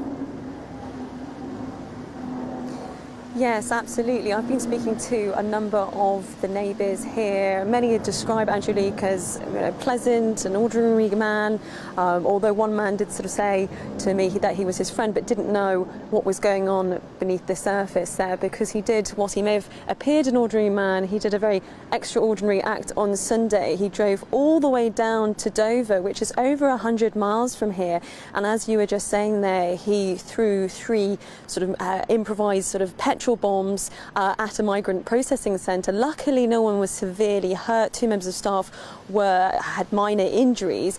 He then went to a nearby petrol station where he took his own life. Now, counter-terrorism police say it was likely the attack was sparked by some form of hate-filled grievance. They have undertaken a search of the property behind me and say they found a number of items of interest. Angelique's social media has also been looked at, and there were a number of anti-Muslim posts. But crucially, police say there was nothing to suggest that Angelique was working alongside anybody, that there was no threat to the wider community, and therefore they're not treating it as a terrorist incident at this stage. Now, the MP for North Thames, Sir Roger Gale, described Angelique as having severe mental health problems and that he had no known links to far-right organisations. So in some ways this seems quite random, but on the other hand the impact has been enormous, because 700 of the migrants which were at that centre had to then move to Manston Asylum Processing Centre, which we know is already hugely overcrowded. And to have someone to do an act in this way, to attack a migrant processing centre at a very time when it's incredibly volatile, is certainly not what the government would want at this particular time, due to the sensitivity and political nature of the subject. And is that why we believe that the counter-terrorism officers moved in, is to check if this was part of a wider picture, which thankfully appears not to be? Yes, absolutely. I mean, I think it was clearly that sort of act on Sunday, looking at the footage and the target, one would think that it was a political act, but actually it does suggest, from what the police are saying so far, that he was working on his own, and that whilst he may appear from his social media to have right-wing sentiments and things, it does not necessarily mean it is a terrorist attack in terms of both the ideology, in terms of also whether it's organised by a group of people. But they've said that he was very much operating on his own, and I think the mental health comments from MPs and that the police have sort of said as well suggest that it is more in line with that rather than it being terror-related. Yeah. Alison Woburn-Green, thank you very much for updating us on the latest in that inquiry. Thank you. Now, as we were reflecting today, Back British Farming Day, a National Farmers Union campaign to build support for the agriculture sector and to encourage more people to buy British products. Well, Doogie Beattie's been on a farm to take a look at the challenges that those farmers are facing. Farming throughout the UK is holding a steady course in politically challenging times. Its ability to keep a nation fed isn't getting any easier. John McClenaghan, Deputy President of the Ulster Farmers Union, explains what today is all about and what concerns farming has in the future. We're very happy to be involved with Back British Farming Day. The Ulster Farmers Union, and along with the NFU, NFU Scotland and NFU Cymru, are using this day to highlight the value of British farming to the British economy and to the British public. This is not about Little Britain. This is not about Britain only eating British. We recognise that there is a need to import some food into the British Isles. There's some food we just can't produce, but it does concern us whenever we see government looking at doing trade deals to import food which we can produce here, which we can produce better here, we can produce to a higher welfare standard, to a higher sustainability standard, to a higher environmental standard with a lower carbon footprint, and ultimately when the playing field is levelled out to a much better value as well. The emphasis here is not just on farms, but many more businesses in the food chain. Back British Farming Day, it's not just about the farmers, it's also about we have world-leading processors, food processors across these islands, and we also have world-leading retailers, and we see those at every level, from the corner shop, the farm shop, right up to the major multiples, world-leading in what they do. And they recognise and they also value the importance of buying British food, putting that on the shelves for their consumers. Food inflation is high on the cost of living crisis, and the need for food security is now greater than than ever. Yeah, well, we have seen cost push inflation on food prices over the course of this year. And we don't see very much in the future that's going to change that. It's interesting if you divide that inflationary food price up and look at domestic food inflation versus imported food inflation, we see that imported food inflation is rising at a far higher rate than domestic food inflation, once again highlighting the fact of the need for us to be as self-sufficient as possible in food production. If we go back as far into 1984, we were about 78% self-sufficient in food. Today, that figure is under 60%, and that's concerning for us as an industry and should be concerning for us as a nation. As contracts on global input costs are renegotiated, the need to be persuaded to buy local may become less of a choice. Dougie Beattie, GB News. Well, joining us now, Andrew Ward, who's an arable farmer and the founder of Forage Aid, which is a charity aiding farmers battling with extreme weather. And I think you're joining us from Lincolnshire there at the moment, Andrew. How have you been coping with all these strong winds you've been having in recent days? Yes, we are. That's why I'm in Lincolnshire at the minute. And we've got quite a lot of winds at the moment. It means we can't do any spraying. We've got various fields want treating at the moment, but it's something that we're used to now. We're having to deal with the weather and strong winds and rain, and it's something that we're just taking our stride. Yeah, but clearly arable farming of extreme importance now, given how much crops that we're actually importing from Ukraine are going up in price. Are we able to be self-sufficient in these things? We are, but the problem we've got at the minute is that government policy is not allowing us to be that, or not helping us at any rate, because at the moment they've got a policy that they would like to remove an area the size of Lancashire and take that out of producing food by 2040. And the problem we've got is that we can't keep doing that and expect us to be able to provide food to feed the nation at the same time.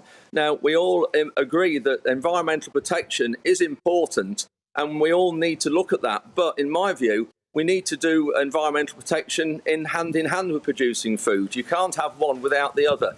And to be able to actually secure our food and have less imports means we can't be taking all these areas of land out of production.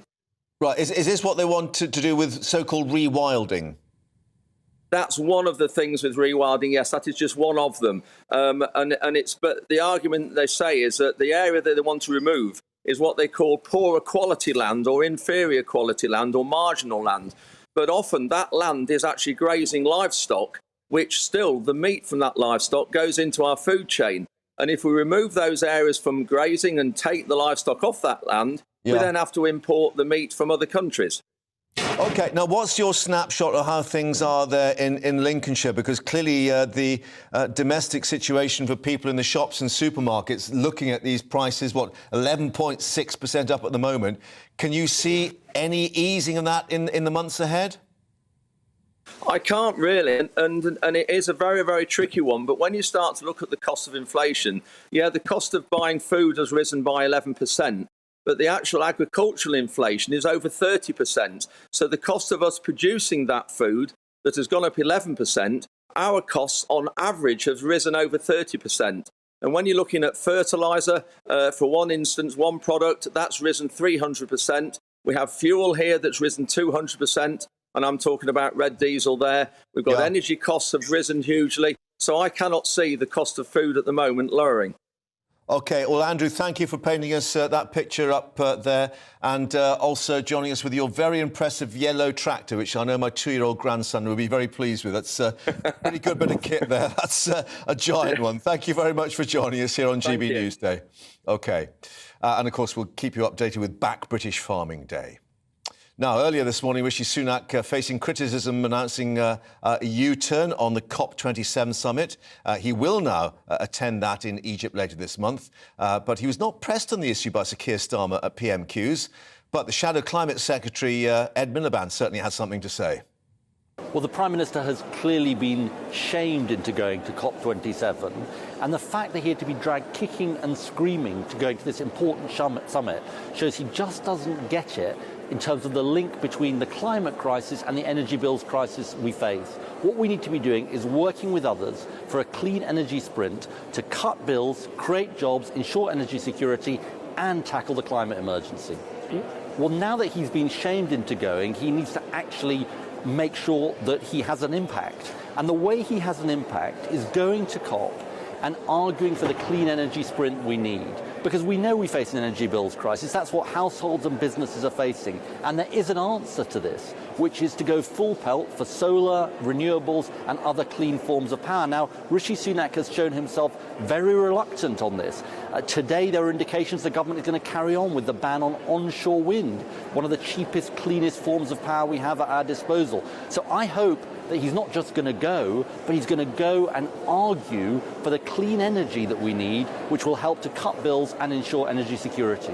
I think that Rishi Sunak has revealed himself to be a phony in the way he's approached this. 6 days ago, he was saying he couldn't possibly go to COP. Now he's saying he couldn't possibly not go to COP. I think what it shows is that this Prime Minister doesn't understand the link between the energy bills people are paying and the climate crisis that the COP is all about tackling. Ed Miliband with his reaction to that decision for the Prime Minister to attend COP27 in Egypt. Now, a new survey from the RAC has suggested that more people are delaying their cars being repaired to try and save money, especially true for those between the age of 17 to 24 years old. 37% of them putting off vital work on their vehicles as the cost of living crisis continues to bite. Well, joining us now, our West Midlands reporter Jack Carson, joining us from a garage at Coles Hill. And Jack, I certainly remember at 17 years of age, I had a socket set and spanners to mend my Riley Elf, but I gather, things are a bit more complicated nowadays.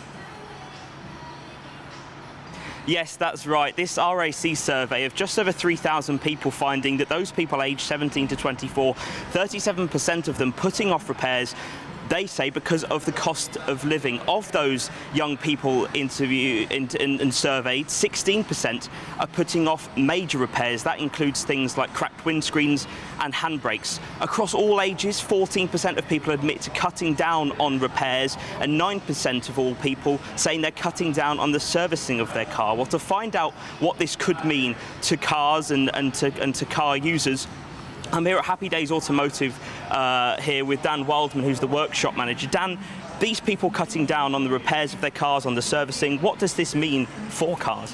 Well, they're going to have detrimental effects to other components on their cars. So if you leave a service, the oil starts to get thick.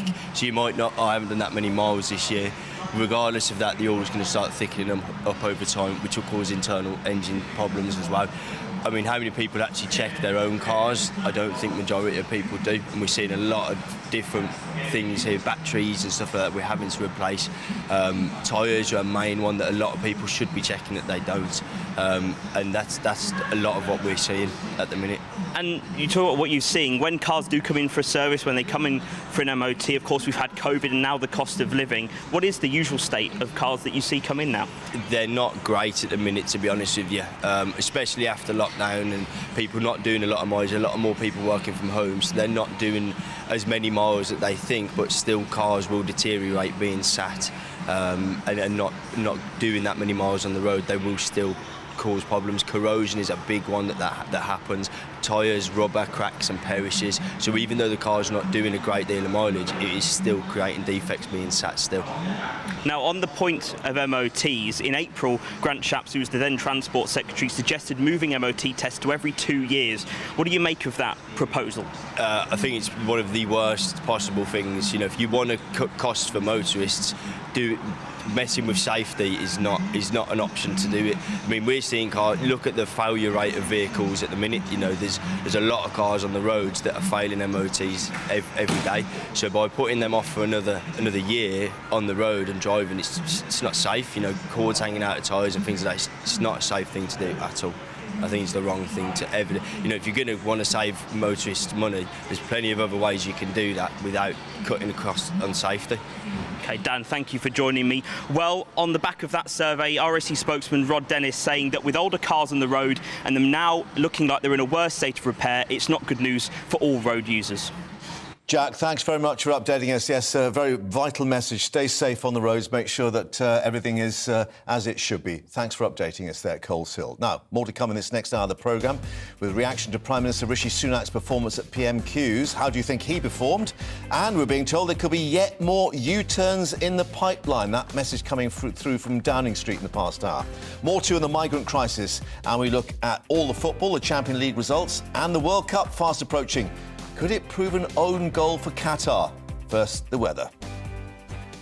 Hello, I'm Aidan McGivern from the Met Office. More lively weather to come today with further bouts of heavy rain moving in from the west, accompanied by strong gusty winds, and then further heavy showers following that. An area of low pressure currently deepening to the west of the UK is on its way. It's already bringing that wet weather into Northern Ireland, Western Scotland, as well as parts of Wales and Western England. And really things are going to get wetter and windier as Wednesday afternoon begins. The heaviest of the rain affecting Northern Ireland, southwest Scotland, northwest England, parts of Wales.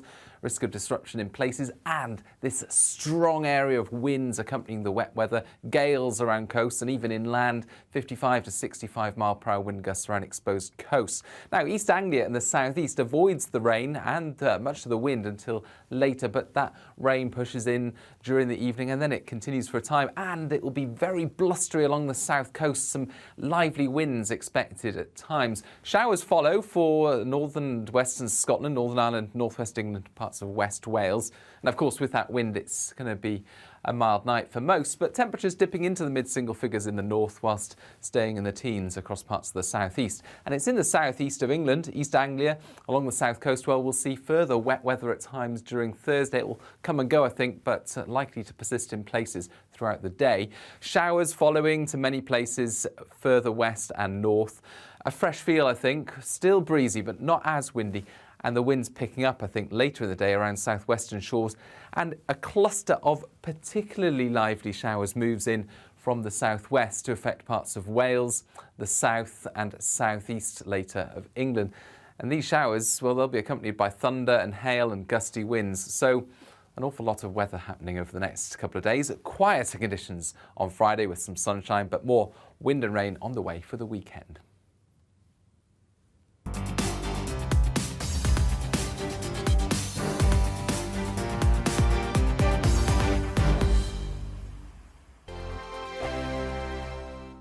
I'm Dan Wootton. Join me Monday to Thursday from 9 to 11 for the feistiest and most fun news debate on TV, where free speech reigns. I'll bring you a sharp take on the day's biggest stories, bombshell newsmaker interviews, and A-list guests. And I guarantee you, no spin, no bias, no censorship, and no reason to go to bed. That's Dan Wootton Tonight, Monday to Thursdays from 9 on GB News. Hello, I'm Esther McVeigh. And I'm Philip Davis. Whether you're watching or listening on TV, online or on radio, we handpick the latest stories, debates and expert opinions for your weekend. So whether that's politics, news or showbiz, we've got it covered. Join us every Saturday morning at 10 o'clock on GB News. We are GB News. And we'd like to say thank you to each and every one of you for helping our great nation find its voice. We're absolutely everywhere. Across England, Scotland, Wales and Northern Ireland. On TV, on radio and online. We're proud to be the People's Channel, Britain's news channel. On the Mark Steyn Show, we cover the stories a lot of people are scared even to mention. The stuff that really matters with some of the world's biggest thinkers. Now is his opportunity to kind of take the steering wheel of history. Break away from the flock at 8 o'clock on GB News with the Mark Steyn Show. On Mark Dolan tonight, we have a simple plan, which is to inform, stimulate and entertain in equal measure. It's all about getting your opinions on the national television airwaves. I love my viewer emails, mark@gbnews.uk. So do join me every Friday, Saturday and Sunday for big guests, big opinions and a big presenter. 6'5", don't you know? See you then on GB News.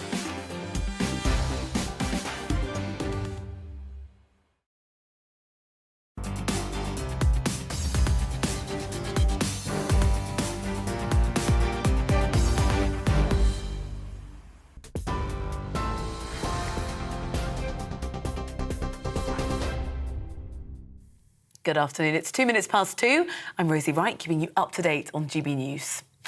The Prime Minister's admitted not enough asylum claims have been processed, but he says action is being taken to fix that. Rishi Sunak's been under pressure to sack his Home Secretary, but he defended Suella Braverman during Prime Minister's questions, saying they're on the same page when it comes to tackling migration. But the Labour leader, Sir Keir Starmer, blamed the Conservatives for breaking the system. He also said the bookies believe there's a better chance of the Home Secretary becoming party leader than processing a claim within 12 months. She did get one thing right. She finally admitted that the Tories have broken the asylum system. Criminal gangs running amok, thousands crossing the Channel in small boats every week, hardly any claims processed. So why doesn't he get a proper Home Secretary, scrap the Rwanda gimmick, crack down on smuggling gangs, end the small boat crossings, speed up asylum claims and agree an international deal on refugees? Start governing for once and get a grip. What I can say is the significant action that the Home Secretary has taken to fix the issue. Since September, 30 more hotels with 4,500 new beds, appointing a senior general to control the situation at Manston, and indeed increasing the number of staff there by almost a half, Mr. Speaker. These are significant steps to demonstrate that we are getting a grip of this system. But this is a serious and escalating problem. We will make sure that we control our borders, and we will always do it fairly and compassionately because that's the right thing. Earlier, the Prime Minister announced he's reversed his decision on the COP27 summit, saying he will now attend the event in Egypt. Posting on social media, Rishi Sunak said there's no long-term prosperity without action on climate change. It comes as a new poll shows nearly 6 in 10 people think the government isn't doing enough to tackle global warming. More than a third also say the UK needs to do more to help poorer countries tackle the problem. Thousands of corrupt police officers could be serving in England and Wales, with a report blaming poor vetting. After examining 8 forces, the police watchdog found officers convicted of domestic abuse or accused of sexual assault have been employed. It says the vetting process is questionable at best and found a common culture of misogyny, sexism and predatory behaviour towards female police officers. The report author, the Inspector of Constabulary, Matt Parr, told us the findings are disappointing. Is vetting strict enough? And the answer is no. That means there's a too great a chance of the wrong people joining. Secondly, did the police deal with misconduct strictly enough? The answer to that is also no. That means too many of the wrong people are allowed to stay in the forces. And thirdly, what is a culture of misogyny and sexualised, predatory sometimes behaviour towards women, like in policing? And the answer to that is not good at all. So yes, it's a disappointing report and not at all what we expected. The National Police Chiefs Council Chairman, Martin Hewitt, told a Parliamentary Select Committee they're trying to address the problems that have been identified. It's an awful report from the perspective of the service. Those examples there, but we have to deal with those, and we are dealing with those. But we've got to work through and continue to do that. And sadly, what I think that will mean is there will be more stories of, Officer X being sacked for this behaviour and that. But I'm comfortable with that because we've got to be open and demonstrate that we're not prepared to accept this kind of behaviour in our organisation. The price of basic food items like tea, milk and sugar has risen significantly over the last month. Food inflation has reached a record high of 11.6%, with the price of fresh foods rising the fastest. The British Retail Consortium says costs were pushed up due to higher costs of ingredients, energy and a shortage of workers. The former Health Secretary, Matt Hancock, has defended his decision to appear on a reality TV show. Arriving in Australia to appear on I'm a Celebrity, Get Me Out of Here, he says the show will take him to a place where the people are, not sitting in ivory towers in Westminster. Well, he resigned from Cabinet last year after breaching guidance on social distancing. He's had the Conservative whip suspended. Labour's Shadow Secretary for Health, Wes Streeting, says Matt Hancock should be focusing on politics and his constituents. I don't have a problem with politicians going on all sorts of light entertainment programmes and places where you reach a slightly different audience. I think politics has turned a lot of people off and we've got a lot of work to do to rebuild trust. But it's such a big commitment of time in another country detached from the real world. And you can see whether it's Matt Hancock's constituents or indeed the COVID bereaved families that are feeling aggrieved. You know, I think he's let himself down, but I think he's also let political life down as well. You're up to date on GB News. I'll bring you more as it develops. Now, back to Mark.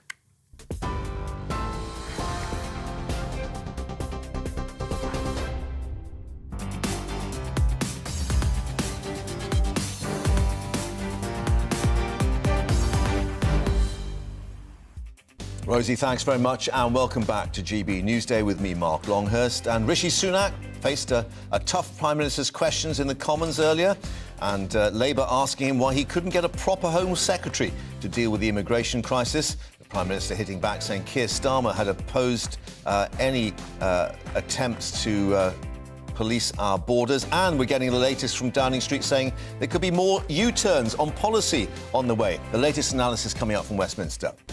Live to the home of the man suspected of the Dover firebombing, police saying it wasn't a terror attack, but what do local people there think? And the countdown to the World Cup. More high-profile voices questioning whether Qatar is ready to host the event, and should it be allowed to anyway, given its human rights record. What do you think? Email us, as ever, gbviews@gbnews.uk.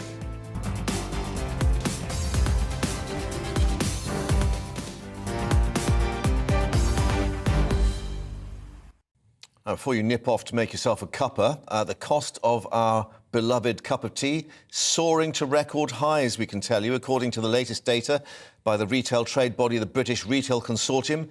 The price of tea bags, sugar, milk, all jumping from 10.6% in October to 11.6% this month. As ever, our economics and business editor Liam Halligan is here to take us through the figures with On the Money.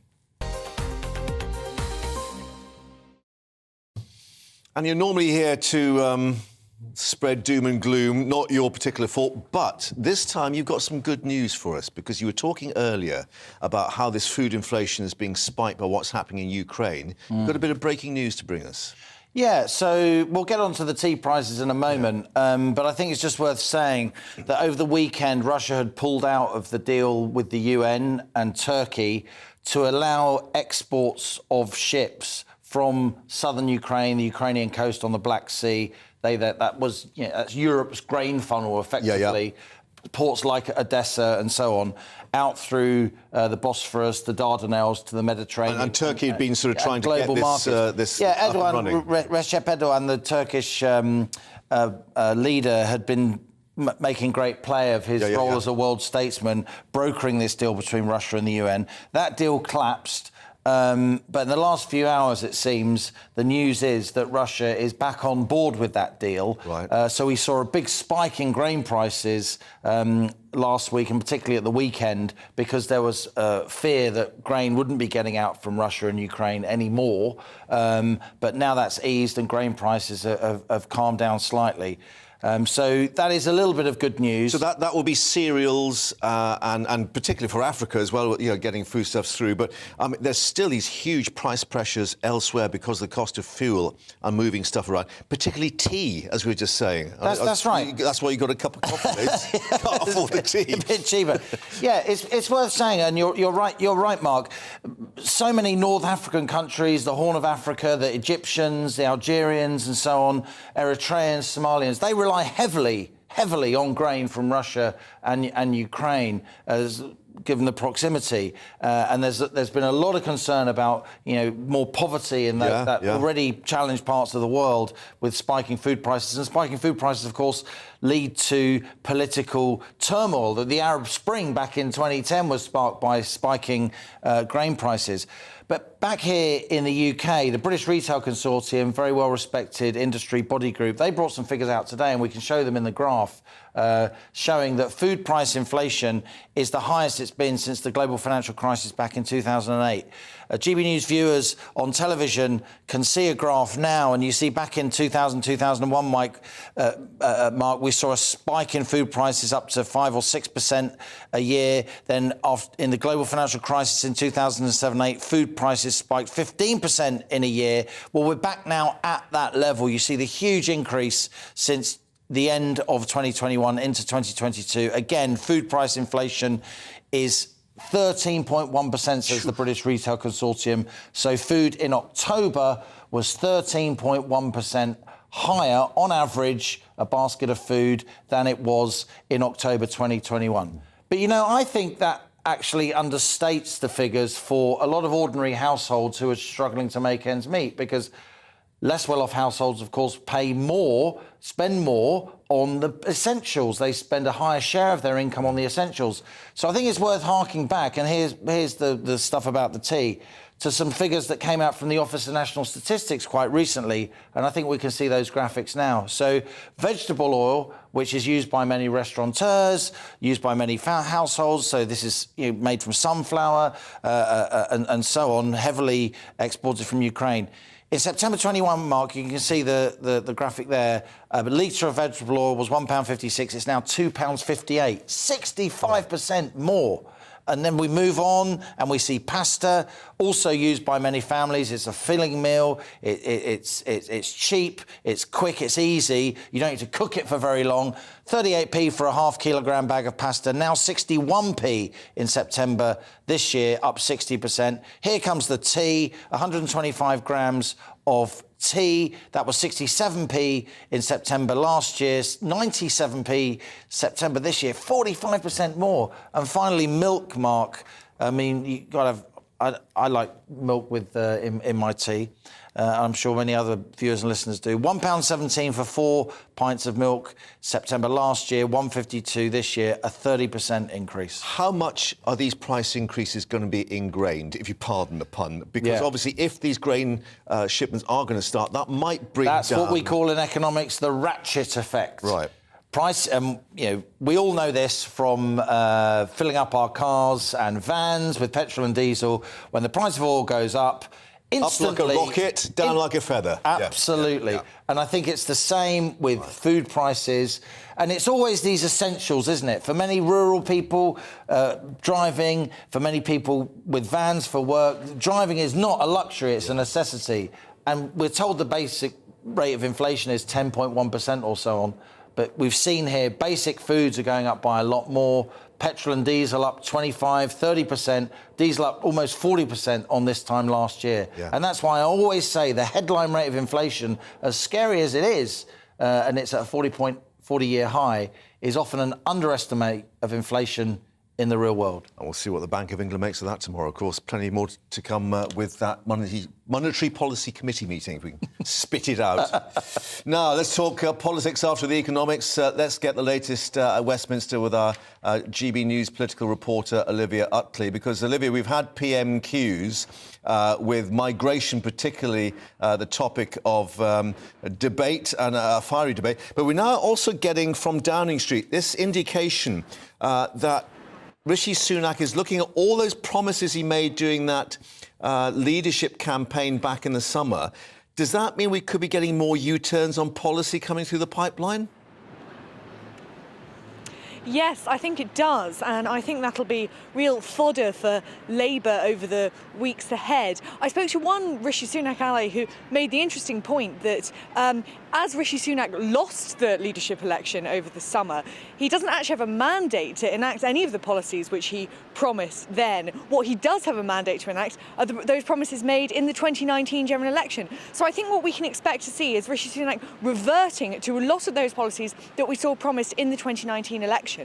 More generally, I think this is an interesting indication of what we can expect from a Rishi Sunak government.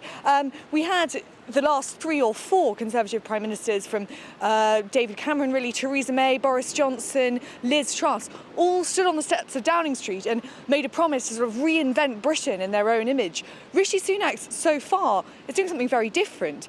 He stood on the steps of Downing Street and sort of promised to keep going, to manage the party's finances, to get everything back in control. I think what we're going to see here is a very cautious Prime Minister who keeps the party in order and is more of a manager than a leader, perhaps. And is it also perhaps an early warning of the pain that we might see on November the 17th with that autumn statement, that perhaps we are going to see pretty eye-watering tax rises and spending cuts too? Yes, because quite interestingly, what the Prime Minister's spokesperson said is that why the team will be reviewing all of those promises made over the summer is that it might not be the time. I think we can infer from that the economic picture is looking pretty bleak, as we all knew already. So those promises which amounted to spending money will probably be shelved. We're hearing that the Prime Minister has got to fill a £50 billion hole in public finances. That might be a little bit of an overstatement, because we know that at this time before a statement, the Chancellor and Prime Minister are in sort of expectation management mode, but we do know that there is a big hole in the nation's finances, and already Jeremy Hunt and Rishi Sunak are laying the groundwork for big tax rises, including stealth tax rises, corporation tax rises, and of course cuts to public spending, which will be very unpalatable in the House of Commons. Yeah, could be a rocky ride ahead. Olivia, for the moment in Westminster, thank you for updating us there. And as we were saying, of course, PMQ's very much taken up with the issue of migrants coming across the channel and what to do with them. Well, councils have been hitting back at the government for the so-called migrant hotels being used in various tourist hotspot destinations. At least 4 councils so far taking legal action to stop reservations because the Home Office has block booked all rooms for migrants arriving in the UK. Local authorities across the UK saying that the plans have an impact on tourism revenue, risk local jobs and breach planning rules too, putting additional pressure on already stretched services. Well, one interim injunction was granted last week for Ipswich Borough Council after the Home Office had planned to house roughly 200 asylum seekers in a 4-star hotel in that area. And so far, 39,430 people have come across the channel on those small boats so far this year, compared to 28,461 back in 2021. Let's talk now to Steve Valdez-Simons, who is the Refugee and Asylum Rights Director at Amnesty International UK. Steve, thanks for joining us here once more. Just to reflect on the various bits and pieces we're getting from PMQs in the battle between Rishi Sunak and Sir Keir Starmer over this. With Prime Minister saying 30 more hotels secured with 4,500 beds. But clearly that's not really going to touch the numbers that we're talking about. It will have some effect, but as you say, the backlog that this government has created by the policies it introduced, particularly over the last 3 years, have meant that the system is in a state of collapse, and it's going to take an awful lot more effort to sort that out.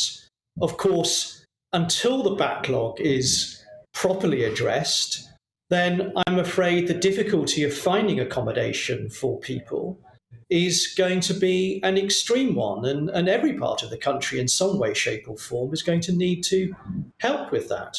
Yeah, and we touched on this last time we spoke. Confirmation now in those Commons exchanges that only 4% of those coming in 2021 had received decisions on the various asylum claims.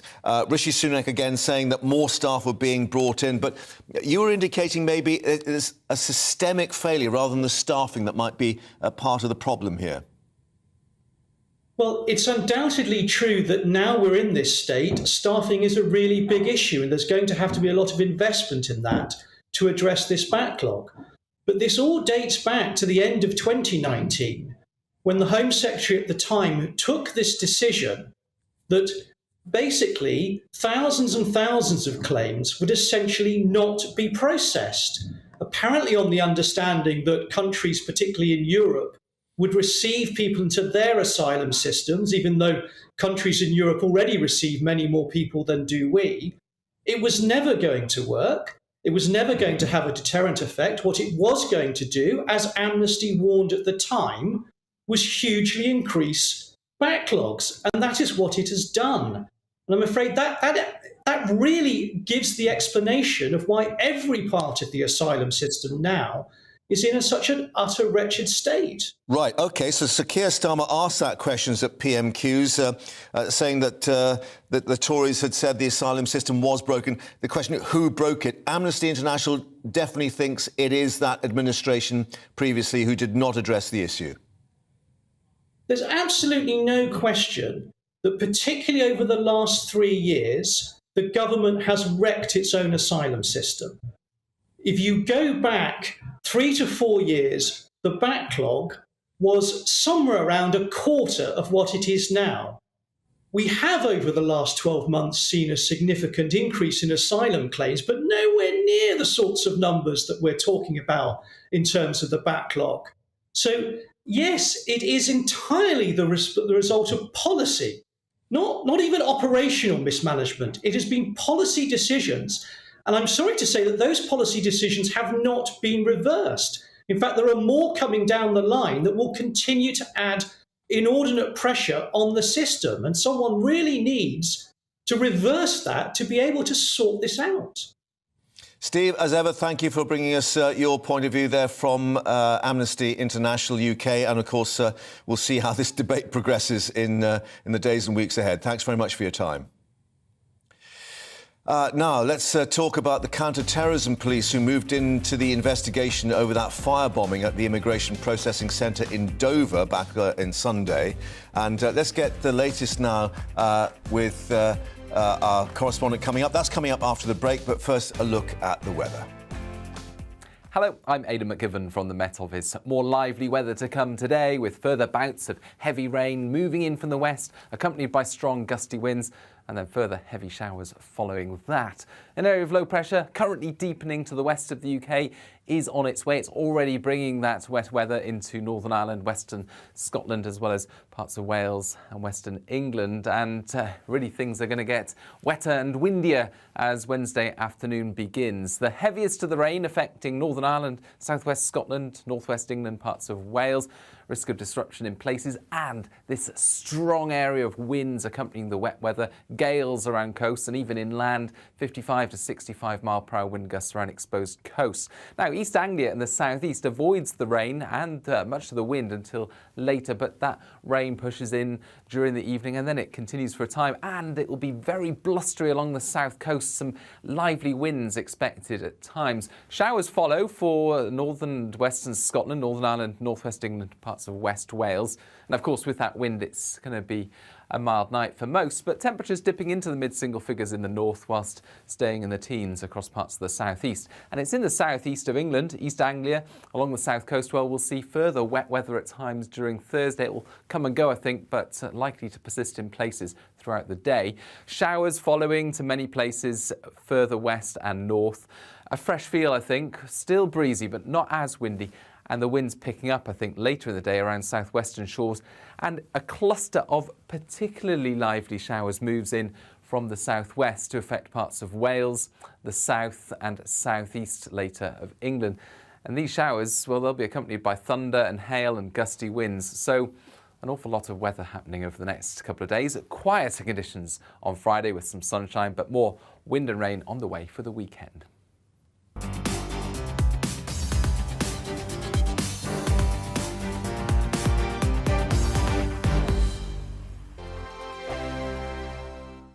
Hello there, it's Eamon Holmes here from Breakfast on GB News. We're not just on your television and your screens, you know. We're on DAB plus digital radio, so you can listen to your favourite shows on the move. If you've not yet listened to GB News Radio, it's very simple. We're on your radio player and TuneIn apps, on your smart speaker, phone or tablet, or online at gbnews.uk. Take us with you wherever you go. GB News Radio. You never have to miss a moment of the People's Channel.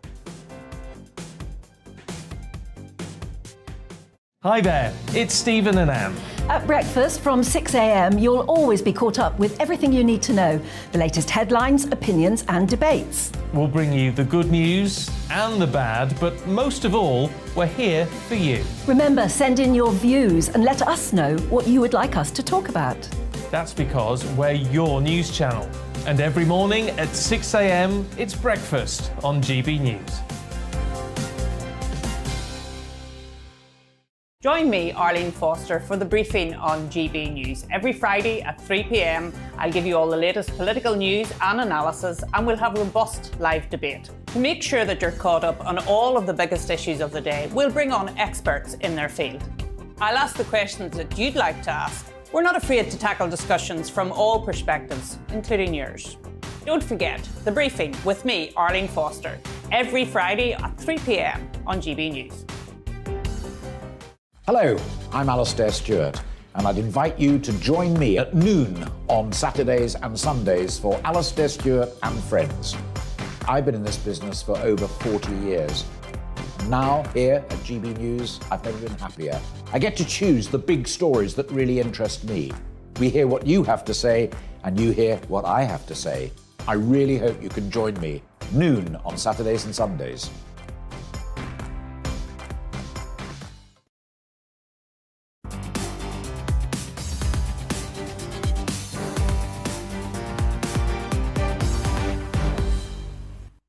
Welcome back. So, as we were telling you, counter-terrorism police now taking over the investigation into that firebombing of the Immigration Processing Centre in Dover on Sunday.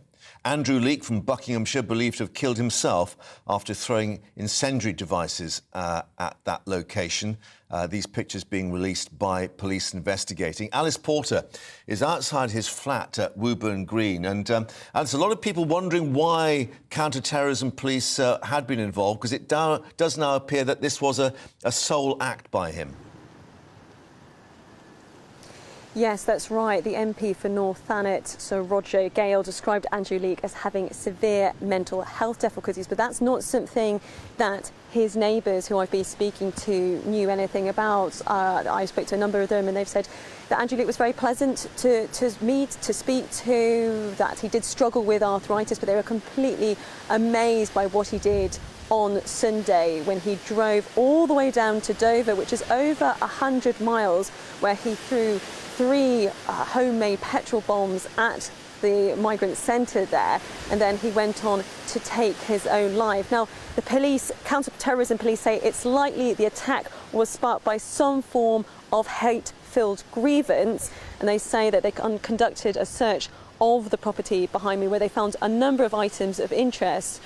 They've also had a look at Andrew Leake's social media, where there are a number of anti-Muslim and anti-migrant posts. Although, interestingly enough, one of the neighbours I spoke to from Andrew Leake was black, and he said to me that he had no knowledge that Andrew Leake had those sorts of views. They regularly had drinks together, and was completely surprised and said that this was totally out of character. So police say there is nothing to suggest that Andrew Leake was working with any organisation alongside anybody, and therefore there was no threat to the wider community, and therefore they are not declaring this a terrorist incident at this stage, although they are very much continuing to review that.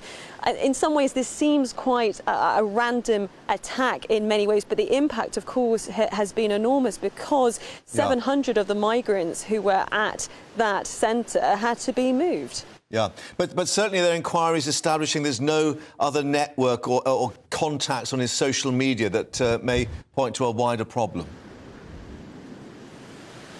Yes, that's correct. Police say he's got no links to any right-wing organisations. I think what makes it very problematic is there are very visibly a number of posts which a lot of people would find very offensive, talking about issues to do with migrants and benefits, and particularly anti-Muslim sentiments. And so that makes it very troubling, and it's therefore not surprising. But of course, given the attack itself, I mean, throwing 3 petrol bombs at a migrant centre at a time when it's incredibly politically charged. However, it does appear from what the police are saying so far, although the investigation is ongoing since I've been here, I think I've seen some police come into the building. So this is obviously an ongoing situation. They are going to continue to review it. But as it stands currently, they are not treating this as a terrorist incident, and they believe he's not working on behalf of any organisation. Alice, thanks for updating us there at the scene in Woburn Green at Andrew Leake's flat there. Thank you very much indeed. More, of course, as we get it on that story. Also coming up, do you want a general election?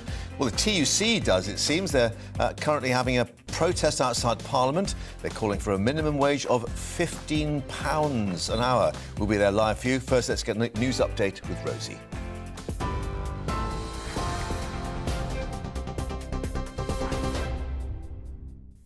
Good afternoon. It's 2:31. I'm Rosie Wright, keeping you up to date. The Prime Minister has admitted that not enough asylum claims have been processed, but says action is being taken to fix that. Rishi Sunak, who's been under pressure to sack his Home Secretary, defended Suella Braverman during PMQ, saying they're on the same page when it comes to tackling migration. While challenging the Prime Minister, the Labour leader Sir Keir Starmer blamed the Conservatives for breaking the system. Thousands of corrupt police officers could be serving in England and Wales, with a report blaming poor vetting. After examining 8 forces, the police watchdog found officers convicted of domestic abuse or accused of sexual assault had been employed. They said the vetting process is questionable at best and found a common culture of misogyny, sexism and predatory behaviour towards female officers. The Prime Minister has reversed his decision on the COP27 summit, saying he will now attend the event in Egypt next week. Well, a new poll shows nearly 6 in 10 people think the government's not doing enough to tackle climate change. More than a third also say the UK needs to do more to help poorer countries tackle the problem.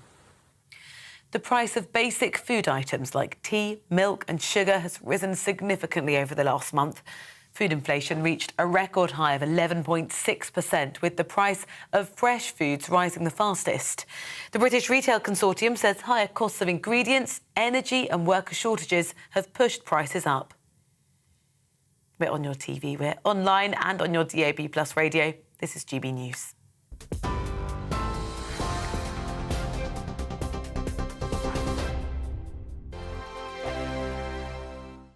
Every morning from 6 o'clock, we'll wake you up with GB News Breakfast with all the stories you didn't know from the night before. So whether it's serious news, entertainment or your own views from all over our great nation, we're here to kick off your day with a smile. And the national media should be reflecting and reporting what's happening here. You will notice the northwestern accents. Whether you're with us on TV, radio or online, every morning it's breakfast from 6 a.m. Hope you can join us. I'm Dan Wootton. Join me Monday to Thursday from 9 to 11 for the feistiest and most fun news debate on TV, where free speech reigns. I'll bring you a sharp take on the day's biggest stories, bombshell newsmaker interviews, and A-list guests. And I guarantee you, no spin, no bias, no censorship, and no reason to go to bed. That's Dan Wootton Tonight, Monday to Thursdays from 9 on GB News.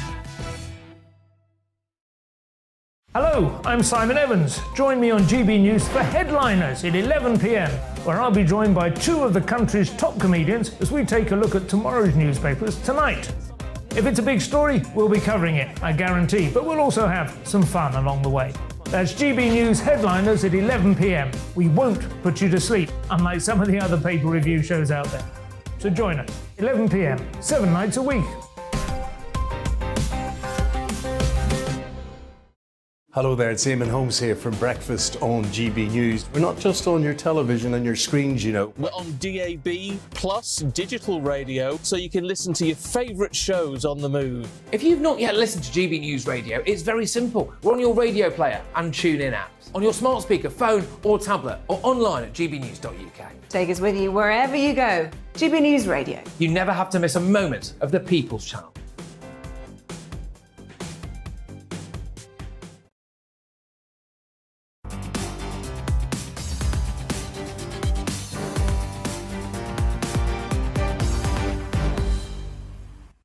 Welcome back to GB Newsday. As we've been telling you, the price of staple food items, milk, tea bags and sugar especially, have risen significantly over this past month. So the cuppa is a pretty expensive thing now. Food inflation actually reaching a record high of 11.6%.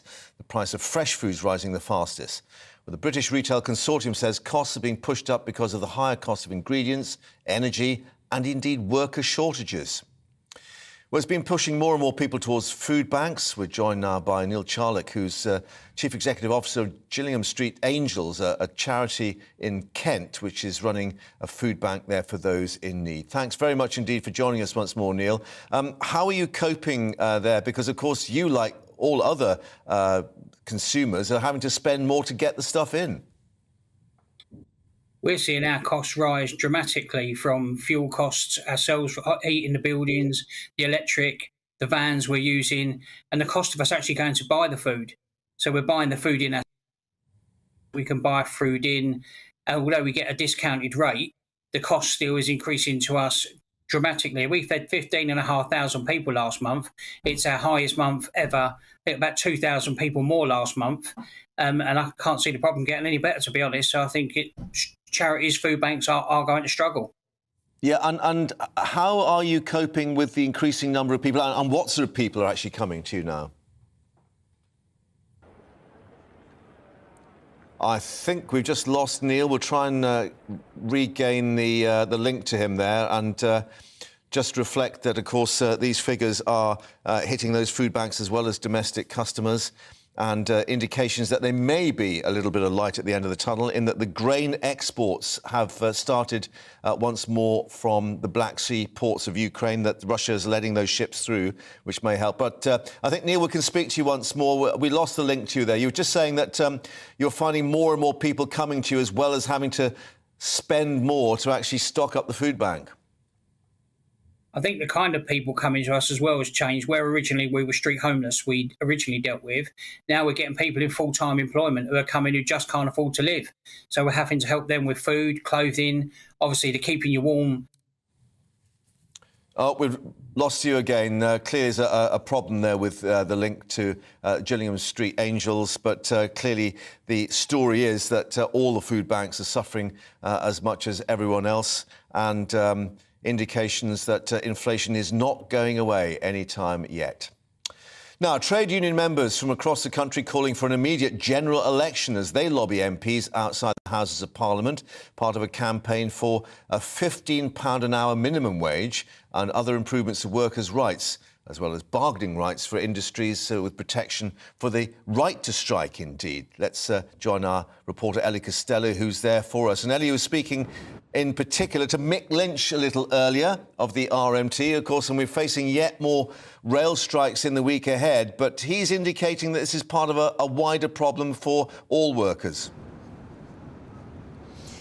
Yes, absolutely, Mark. And that's what this day of action is about today. And inside the Houses of Parliament right now, that lobbying has begun. It started at 2 p.m. this afternoon, where members of unions up and down the country, 48 different unions actually, are meeting with their MPs. They're booked in meetings and they're all going to be saying the same thing. They're hoping that all of their voices together might cause some action to be taken. Now, they will be demanding that universal credit, benefits and pensions will be updated in line with inflation. They're also going to be asking for a £15 an hour minimum wage as soon as possible for all workers, and they're going to be asking for a general election as well. Now, the TUC and this day of action is all representing 5.5 million working people in the UK, 48 different unions,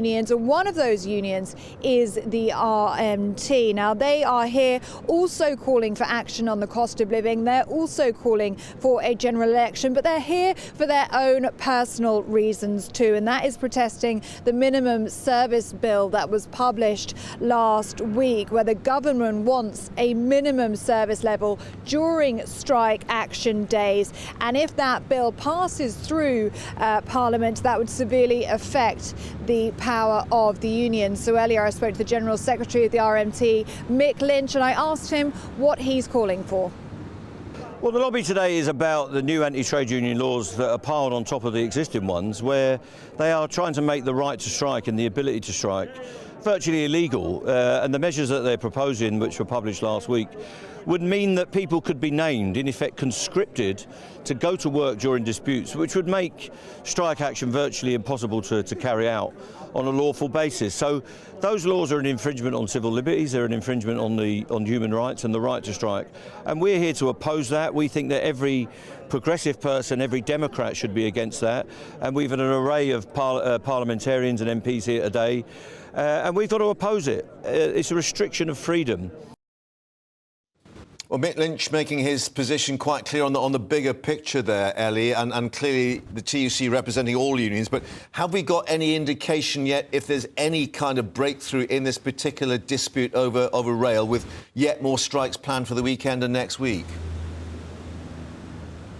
Well, Mick Lynch was very confident that he still had the public on side. He did confirm that strikes would be taking place on Saturday as planned, and there'd also be the tube strike next week as well. I mean, the public have seen this throughout the summer. We're now going into the autumn and winter with no decision, no deal yet on the table. He says that actually the quicker this is solved, it's the better for all of us. He says it's not the trade unions that are drawing this out. Instead, instead, he said that this is on the government, and the government needs to change its attitude. It needs to come to the table, and he says the government is what holds the key to this settlement. Well, there were hundreds of members of the RMT just outside Houses of Parliament, several Green, Labour and SNP politicians as well. They will all be inside the Houses of Parliament now. Several members of the unions will be lobbying their MPs and asking for those various things. So we should have some sort of indication later on today whether their voices were heard. Ellie at Westminster, thanks very much for updating us, and we'll see what emerges at the end of the afternoon, of course. Thanks very much indeed. Now, today is Back British Farming Day, the National Farmers Union campaigning to build support for the agricultural sector and to encourage us all to buy British products. Well, Dougie Beattie has been to a farm taking a look at the challenges that our farmers are facing. Farming throughout the UK is holding a steady course in politically challenging times. Its ability to keep a nation fed isn't getting any easier. John McClenaghan, Deputy President of the Ulster Farmers Union, explains what today is all about and what concerns farming has in the future. We're very happy to be involved with Back British Farming Day. The Ulster Farmers Union, and along with the NFU, NFU Scotland and NFU Cymru, are using this day to highlight the value of British farming to the British economy and to the British public. This is not about Little Britain. This is not about Britain only eating British. No, we recognise that there is a need to import some food into the British Isles. There's some food we just can't produce, but it does concern us whenever we see government looking at doing trade deals to import food which we can produce here, which we can produce better here. We can produce to a higher welfare standard, to a higher sustainability standard, to a higher environmental standard with a lower carbon footprint, and ultimately when the playing field is levelled out to a much better value as well. The emphasis here is not just on farms, but many more businesses in the food chain. Back British Farming Day is not just about the farmers, it's also about we have world-leading processors, food processors across these islands, and we also have world-leading retailers, and we see those from at every level, from the corner shop, the farm shop, right up to the major multiples, and they're world-leading in what they do, and they recognise and they also value the importance of buying British food, putting that on the shelves for their consumers. Food inflation is high on the cost of living crisis, and the need for food security is now greater than ever. Yeah, well, we have seen cost-push inflation on food prices over the course of this year, and we don't see very much in the future that's going to change that. It's interesting if you divide that inflationary food price up and look at domestic food inflation versus imported food inflation. We see that imported food inflation is rising at a far higher rate than domestic food inflation, once again highlighting the fact of the need for us to be as self-sufficient as possible in food production. If we go back as far into 1984, we were about 78% self-sufficient in food. Today that figure is under 60%, and that's concerning for us as an industry and should be concerning for us as a nation. As contracts on global input costs are renegotiated, the need to be persuaded to buy local may become less of a choice. Dougie Beattie, GB News. Now, let's talk footy, because it was Champions League last night. Spurs actually securing a place to the knockout stage. Well, actually, before that, let's just break away. We've got some breaking news coming in for you on Northern Ireland. I think we can go to Belfast now, because Simon Coveney, the Irish Foreign Secretary, is there meeting the Northern Ireland Secretary of State. A news conference about to begin. Well, first of all, we had a good meeting today, obviously reflecting on the current situation, on the legal obligations that he has under the New Decade New Approach Agreement. But also, I made it clear that the Irish government's position is that we don't believe an election at this time is a good thing for Northern Ireland in the context of the pressures that families and households are facing now, and also in the context of the reality that we had an election only a number of months ago, that we would like to see result in a functioning executive and assembly. So we discussed options and views on a way forward. No decisions have been finalised yet, but I don't think we're going to have to wait for very long before decisions are made in relation to the way forward and the choices that the British government ultimately has to make, because there really are only two options here. There is a legal obligation to set a date for an election, or else there will need to be new legislation to avoid an election at this time. There'll be ongoing discussions between myself and the Secretary of State in the coming days in the context of those choices. Minister, two issues. Based on the government's position, is it your preference that the British government will change legislation so there's no election? And are you leaving Belfast today with the clarity you keep seeking about what happens next? And secondly, did you discuss the reported Loyalist paramilitary threats? And if so, how did it sound out? Okay, a lot of questions there. Let me just go through them one by one, if that's okay. First of all, no decisions have been made yet, and so we don't have clarity on a way forward as of yet. But certainly, we're not going to have to wait weeks for that clarity, and both of us agreed that. The Irish government preference, and certainly my preference for some time, has been that an election at this time is unhelpful in the context of the pressures that many households and businesses face across Northern Ireland, just as they do south of the border. A winter election in the middle of all of that is not what the parties want, having spoken to them, and it certainly isn't what people in Northern Ireland are asking for either. So for us, we think that an election would be unnecessary and unhelpful at this time.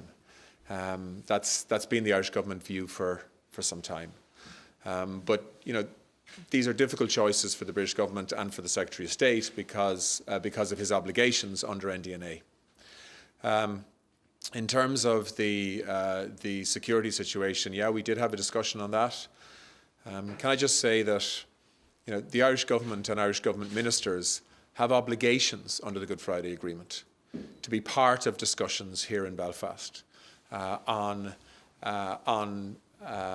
how the institutions of the Good Friday Agreement are protected, sustained and supported. And we take those obligations seriously, and that's why you're likely to see me regularly here meeting my counterpart and trying to fulfil the obligation and the responsibilities that I have and that the Irish government has in that regard. And we are not going to be intimidated by people who do not reflect the vast majority of people's opinion here in Northern Ireland, who want to see the British and Irish governments working together for stability, for certainty, for peace, and to ensure that the institutions that were set up nearly 25 years ago can deliver for people in Northern Ireland. That's what this is about. And as I say, small numbers of people with hardline thinking making threatening statements are not going to put us off. Tracy? Simon Coveney there, the Irish Foreign Minister, updating us on these latest talks in Belfast with Chris Heaton-Harris, the Northern Ireland Secretary. Just to remind you, of course, the power-sharing executive at Stormont still in limbo, effectively. The DUP taking no part until they see significant movement, they say, on the Northern Ireland Protocol. Mr Coveney indicating there are difficulties in trying to break that impasse. More from Belfast as we get it. But let's return to that footy now. Champions League last night, as we were saying. Spurs securing a place in the knockout stages after Pierre-Emile Højbjerg stuck in the stoppage time winner in Marseille to top the group. But a bad night for Rangers. They lost 3-1 at home to the Dutch side Ajax to become the only Scottish side to suffer 6 successive group losses. My Scottish producer is looking away now. And a goal difference of -20. The worst the competition has ever witnessed, it says here. Aidan's with us here in the studio. At the risk of sounding like the Fast Show, a game of two halves, jumpers for goalposts, isn't it? It was a game of two halves for Spurs. They were atrocious in the first half, and supporters think, oh, here we go again. And suddenly there they are in the last 16 of the Champions League. It just brought into focus, Mark, how fickle the game can be. The talk before the match was that Antonio Conte, for everything he's achieved domestically around Europe in terms of winning league titles and getting clubs moving, he has a very unremarkable Champions League record. He's only ever won one knockout match outside of the group stage, and that was with Juventus about 10 years ago. Yes, he did have a spell as a manager of the national team, so he wasn't competing. He hasn't competed in the Champions League every time, but he wasn't very good in the Champions League for Chelsea. So going into that game last night, tough assignment going to Marseille on a Tuesday night, having to get a result. But yeah, they turned it round in the second half, and then suddenly, having won and topped the group because of results elsewhere, because of a Sporting's result, they're now talking about a 1 year in charge of Conte. Hasn't it been brilliant? Because in the context of everything they did last season, getting into the Champions League, overtaking Arsenal, suddenly 2 goals makes all the difference. The narrative completely changed, and that's why it's so precarious at the top for a Premier League manager, and probably why they get paid the big bucks. OK, Liverpool through as well. Yes, of good course, performance by them. Against Napoli. Another VAR controversy, but, you know, let's let that pass. But Qatar is coming around the corner pretty rapidly, and growing concerns about what England fans and Wales fans may be meeting out there. Paul Hawkins, our correspondent, was at the briefing yesterday. Indications that Turkish and Pakistani police are going to be in the stadiums. I mean, could that prove a bit of a problem? Well, not necessarily. I mean, I don't think this is going to be a tournament characterised by problems anyway. No, I mean, think about it. We think the last tournament we saw major trouble involving England fans was probably Charleroi at the Belgium and Holland Euros in 2000. After that, they issued banning orders to stop the protagonists going overseas, and that solved the problem. It shows that if you get tough with these people, which is what had been expected over a long period of time, the problem kind of evaporates. We haven't seen that. The demographic of England fans has slightly changed. There's only about 5,500 travelling this time anyway. I don't think the England fans are going to be paying too much attention on the nationality of the policing or the police officers. And I think most of them were there to have a decent time. And I think that if you need money to go to these matches. And I think that the demographic has changed to such a degree that, you know, I'm not sure that there'll be problems this time. I really don't. Impressive stadiums, if, of course, they're all finished. But alcohol is normally a problem, of course, that does fire up these things. This is going to be obviously very closely controlled in terms of the fan zones and the hotels. Yeah, I mean, they're talking about moving drunk fans away to separate areas in the stadium. There was controversy this week as well about how they're actually moving some of the migrant workers who built these stadiums away from the hotels and emptying them out. There even been a story about how they're actually paying Dutch fans to post positive social media messages. So there's all sorts of things going on. But in terms of the stadiums being built, they were done a year ago. This is the thing with totalitarian regimes is that things get done quickly. We think back to the Olympic Games in 2008 in Beijing. Their version of planning applications is, right, get the hell out, we've got a stadium to put up. 7 stadiums, brand new, built from scratch. One of them 60,000, the rest of them 40,000. They built on, yes, OK, it was controversial because it was the migrant workers they have... And the conditions that they had to work under. 6,500 of those have perished, it's believed. Mark, that's twice as many, more than twice as many who died at 9/11. And more perhaps than the England fans going to watch the games, but let's... But infrastructure-wise, no issues whatsoever. What about the games? England and Wales, what chance have they got?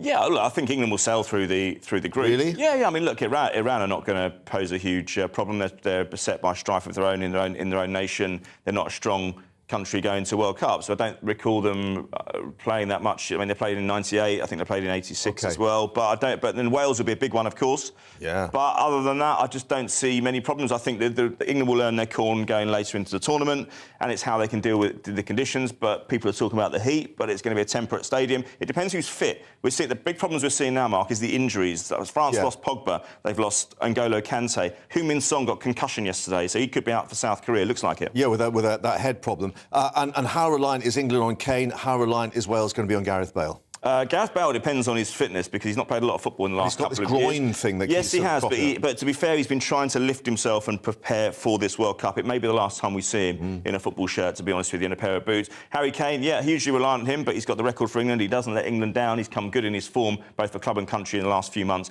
and I think he'll be there when we want him. Have you brought your crystal ball this time? I'm going to dust it down this morning. It's a little bit grubby. I'm going to dust it down before the tournament. It's a little bit grubby. Okay, so you're still going to work out the permutations. Well, I'll be making some predictions, but I'll tell you what I'll do is any I get wrong, forget about them. If they're good, I'll remind you. Excellent. That's the way. Thank you very much. Great to see you again. Mark. And let's just reflect on the views that you've been bringing us with plenty of politics.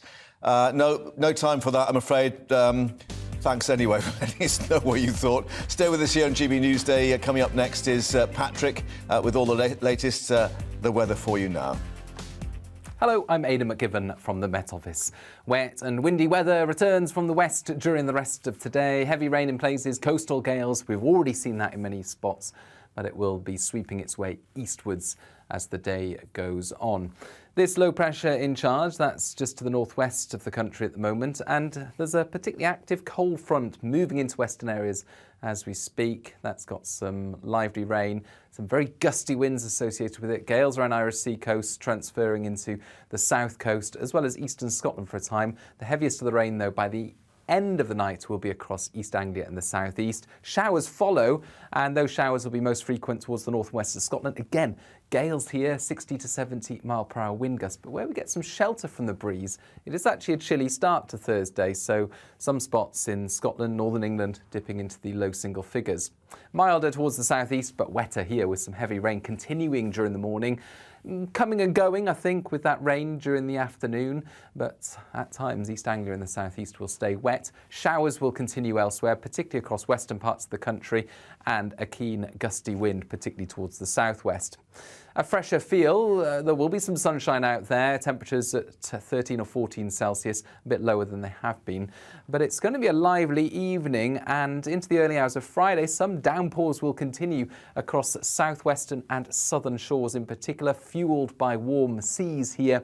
Hail and thunder always a possibility, and the risk of some more prolonged heavy rain affecting southern counties of England. Elsewhere, clear spells and a chilly start to Friday, actually. Temperatures down below zero in some sheltered spots across northern parts of the UK, -3, -4 Celsius in some sheltered Scotland glens. But after that early chill, actually it's a bright day. There'll still be further showers in the west, but in between sunny spells. And it's going to feel fresher on Friday.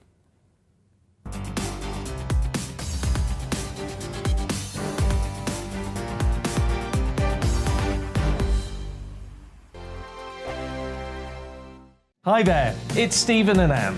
At breakfast from 6 a.m, you'll always be caught up with everything you need to know, the latest headlines, opinions and debates. We'll bring you the good news and the bad, but most of all, we're here for you. Remember, send in your views and let us know what you would like us to talk about. That's because